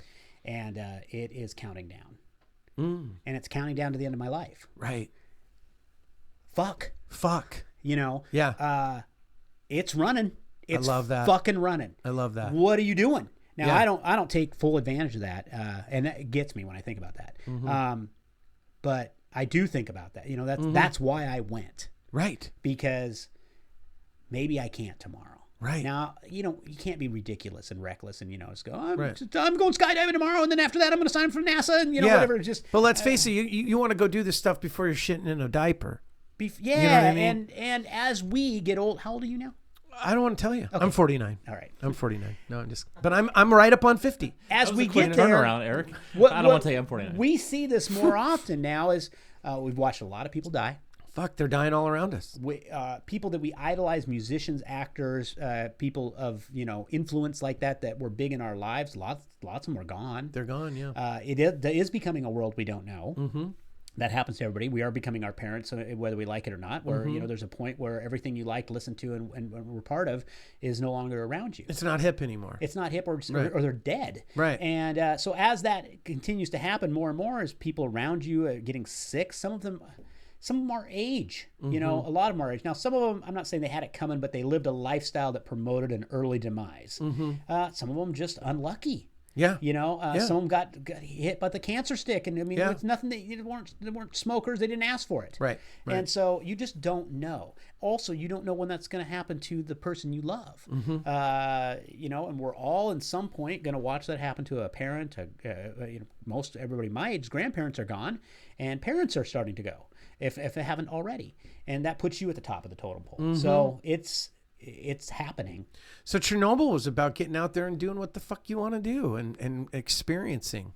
living. And living. You know, for me, that makes me feel alive. I mean, that was an extreme. Right. It's not like here's a whole list of things I've done like that. But, yeah. But I have a lot of ADD thing going on. I need some stuff like this. Right. And, I mean, I was really into the nightclubs just because it was an oversensory load. Right. And I'm the same way. I chase stuff like you too, kind of the same personality. I like that. It also has a irresponsible side that, pisses my wife off a lot, And it's fun to be out there. You know what I mean? You know that. Have you ever heard that? Randy, have you ever heard the 86,000? I think is it $8,600 or something? You get basically, if you were given, I might be wrong on the math, but if you were given $8,600 every day and you had to spend it by the end of the day, you'd go out there and spend, knowing that you were going to get another $8,600. You can't carry over the $8,600. Right. So you'd go out and you'd spend it all fucking up, right? So you could keep the things or do the things, and then boom, it would flip it. You wouldn't leave 4,000 in there, or it expires. It expires, right? Well, you get that many seconds a day, right? So you got to go out and spend them, right? Because if you don't spend them, you don't fucking get them back. And I think once you face, God, it happened to me at like 45, 46, and it happened in 1 minute. I remember I was in Philadelphia, and I was driving down the road, and I realized I'm fucking going downhill rather than uphill now. Right? Which you could have been doing the whole time. I mean, you have been doing the whole time. Right. But I've been going downhill the whole point. But my point is that you just kind of think you're going to live forever until mortality hits you. Right. You know what I mean? And I get it. You got to run out there and do those things. And that's why I was asking you, because there's so many times in my life where I've been like, I do shit. I do shit spontaneous, and a lot of my friends go, "Why the fuck are you doing that?" Right. And sometimes when you're in that moment, like when you're crossing that river or whatever you're doing, you're like, "How the fuck did I get here?" Right. How the fuck did I get here? Well, the older I get, the more I realize I want to be in those places. Right. Where like, how the fuck did I get here? Yeah, it's crazy too. I didn't think once, how the fuck did I get here? It's crazy, that comparison though. That comparison's crazy too, because when you say I have $86 to spend every single day, 8,600. 86, yeah. For me it's $86. $8,600. For me, it's 86 cents. It actually, you put more value in time than actual current. Absolutely. Currency. And that's how it should be. And the older you get, time counts way more than money. Use that as a comparison. You use that as a thing. Yeah. No, I agree with that. Yeah. Completely. All right. Dude, this is awesome. Awesome. Did you have a good time? Yeah. I love this. Good. This is a lot of fun. Good. And Well, it's good to see you, too. We're going to have you come back. Cool. And maybe we'll talk like, rock and roll and some about my trip to the pumpkin patch or something else exciting. Yes, trip to the pumpkin patch. And by the way, I got to give you a shout out because Baurice is going to let us use his limo for a... Yeah, we got to get that date. We got to get that date. Now, I don't have an indoor shop. That's No. We're going to do something to where we can shoot in the inside, make me look really cool. We're going to do a video. But also, I want to say... I don't know if this is too presumptuous, but I'd like to add your links to the end of this particular... Yeah, so I sent you an email with those links. Right. Yeah. And I purposely did not watch. Okay. I did not watch because I didn't want to feel anything until you told it to me. So I'm going to go back and watch those, and then we'll align some links and have this at the end of the podcast. So everybody who's listening or watching, there will be some links down below, and you can watch all the footage of you huffing and puffing. You can. Trying to get to the... I find it exciting. I mean, I think it's right in line with the other videos that I've seen, and I try to do a creative job putting it together, and I'm not professional in any way doing that, so it's just me fumbling around. And I don't have a YouTube channel that is like...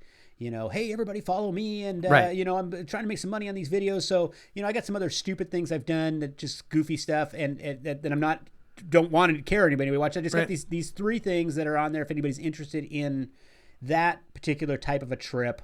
Very cool. You'd be able to see it. You'd be able to, I think you'd get a full spectrum of what happened. And if that's exciting to you, then you probably will enjoy it. Absolutely. Unfortunately, I don't have 100 subscriptions on my page. So my URL is like, the alphabet scrambled with, it's just some horror. It's not like I think it's exciting. I'm a history guy though, so I think it's exciting. Yeah.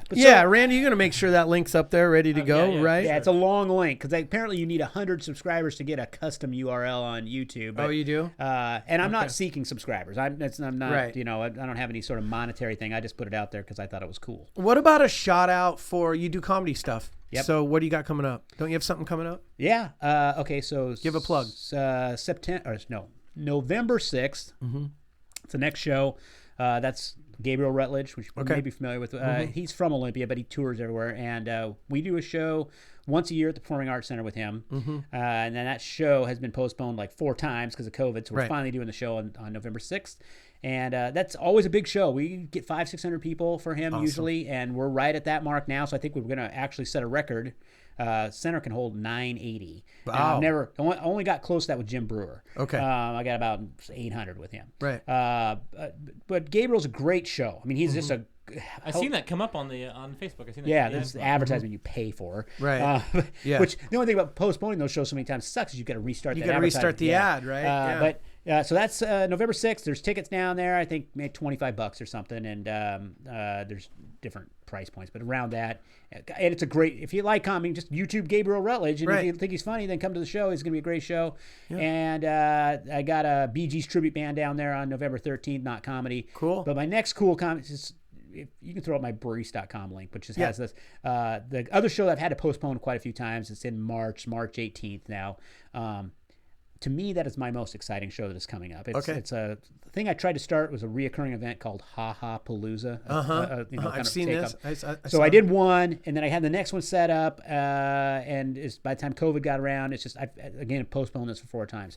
But that show, the premise of that show is to put together a group of comics that I think are collectively funny, maybe 1 or 2 that you've heard of, maybe not, but it's more of just this. But believe me, I don't put anybody on a show that I think is going to suck. I want it to be entertaining. You might not have heard of them, but I believe that you're going to love them. So, gotcha. So that one it has a guy named Henrik Bota on it.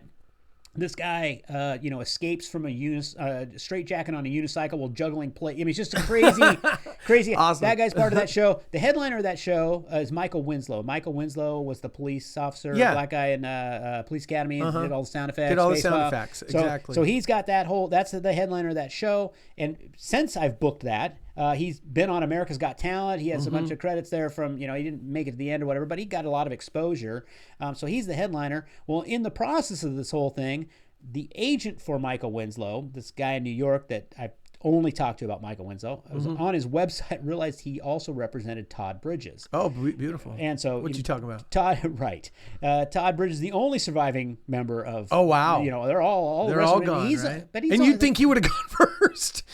Right. It's definitely it was before Mr. Drummond. Even. Right. So, but I said, hey, what about Todd coming out and hosting this show? Oh, cool. And he was like, yeah, we could probably do that. It's cost some money, but not a lot really compared. You got to fly him out and pay him a little bit. And I think it's great and also sad in one way. So he goes, let me check Todd's schedule and get back to you. This is when I was initially booking it, right? And so he comes back and he's just like, 5 minutes later, I got an email. Todd's in. Right. And I was like, that's great and sad. The only thing he has going. Well, he did this America's True Criminals or whatever. He was like the commentator on that. Right. But then I've had to move it. And so every time I've moved it, like this last time I moved the show to March 18th, I said, look, we're going to have to move the show one more time, I think. And he's like, okay, so throw me some dates and I'll tell you which one Mike can do. He was in doing America's Got Talent right at that moment. Right. And so he comes back and goes, okay, Mike can do one. I gave him a bunch of dates. He goes, Mike can do any one of these 3 dates. Right. And I was like, okay, what about Todd? He goes, oh, Todd's fine. Oh, gotcha.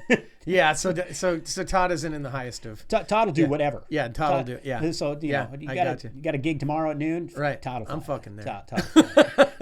So like that's kind of sad, but so you get Willis from Different Strokes hosting the whole comedy show. Very cool. So I think it's going to be a collectively awesome event. Awesome. And part of the reason I wanted that to be in March 18th is I'm just hoping we're past the mask mandate. Yeah, absolutely. And because that's the only thing about the comedy show is I feel like I don't know if you saw that, like the original Star Trek, there was an episode where everybody lost their face. Right. And I feel like for the comic, looking out into 600 it's gotta people, be tough. There's going to be 600 faceless people out there. I mean, I would tough. Turn the lights up and blind yourself a little more or something. But or a bunch You'd of be even less apt to really laugh. Well, I mean, what does a whole audience that sounds like they have pillows over their face? Right. It's like,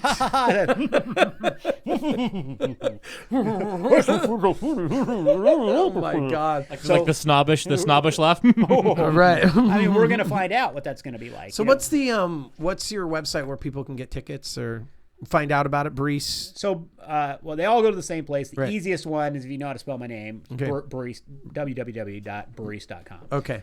Olympia Comedy Live is another one I have, but they both go to the same spot. Cool. I just use the Baurice one when I'm doing something that's not comedy, just Awesome. because it's not comedy. So Okay. the Bee Gees thing I'm doing is not comedy. But Yeah.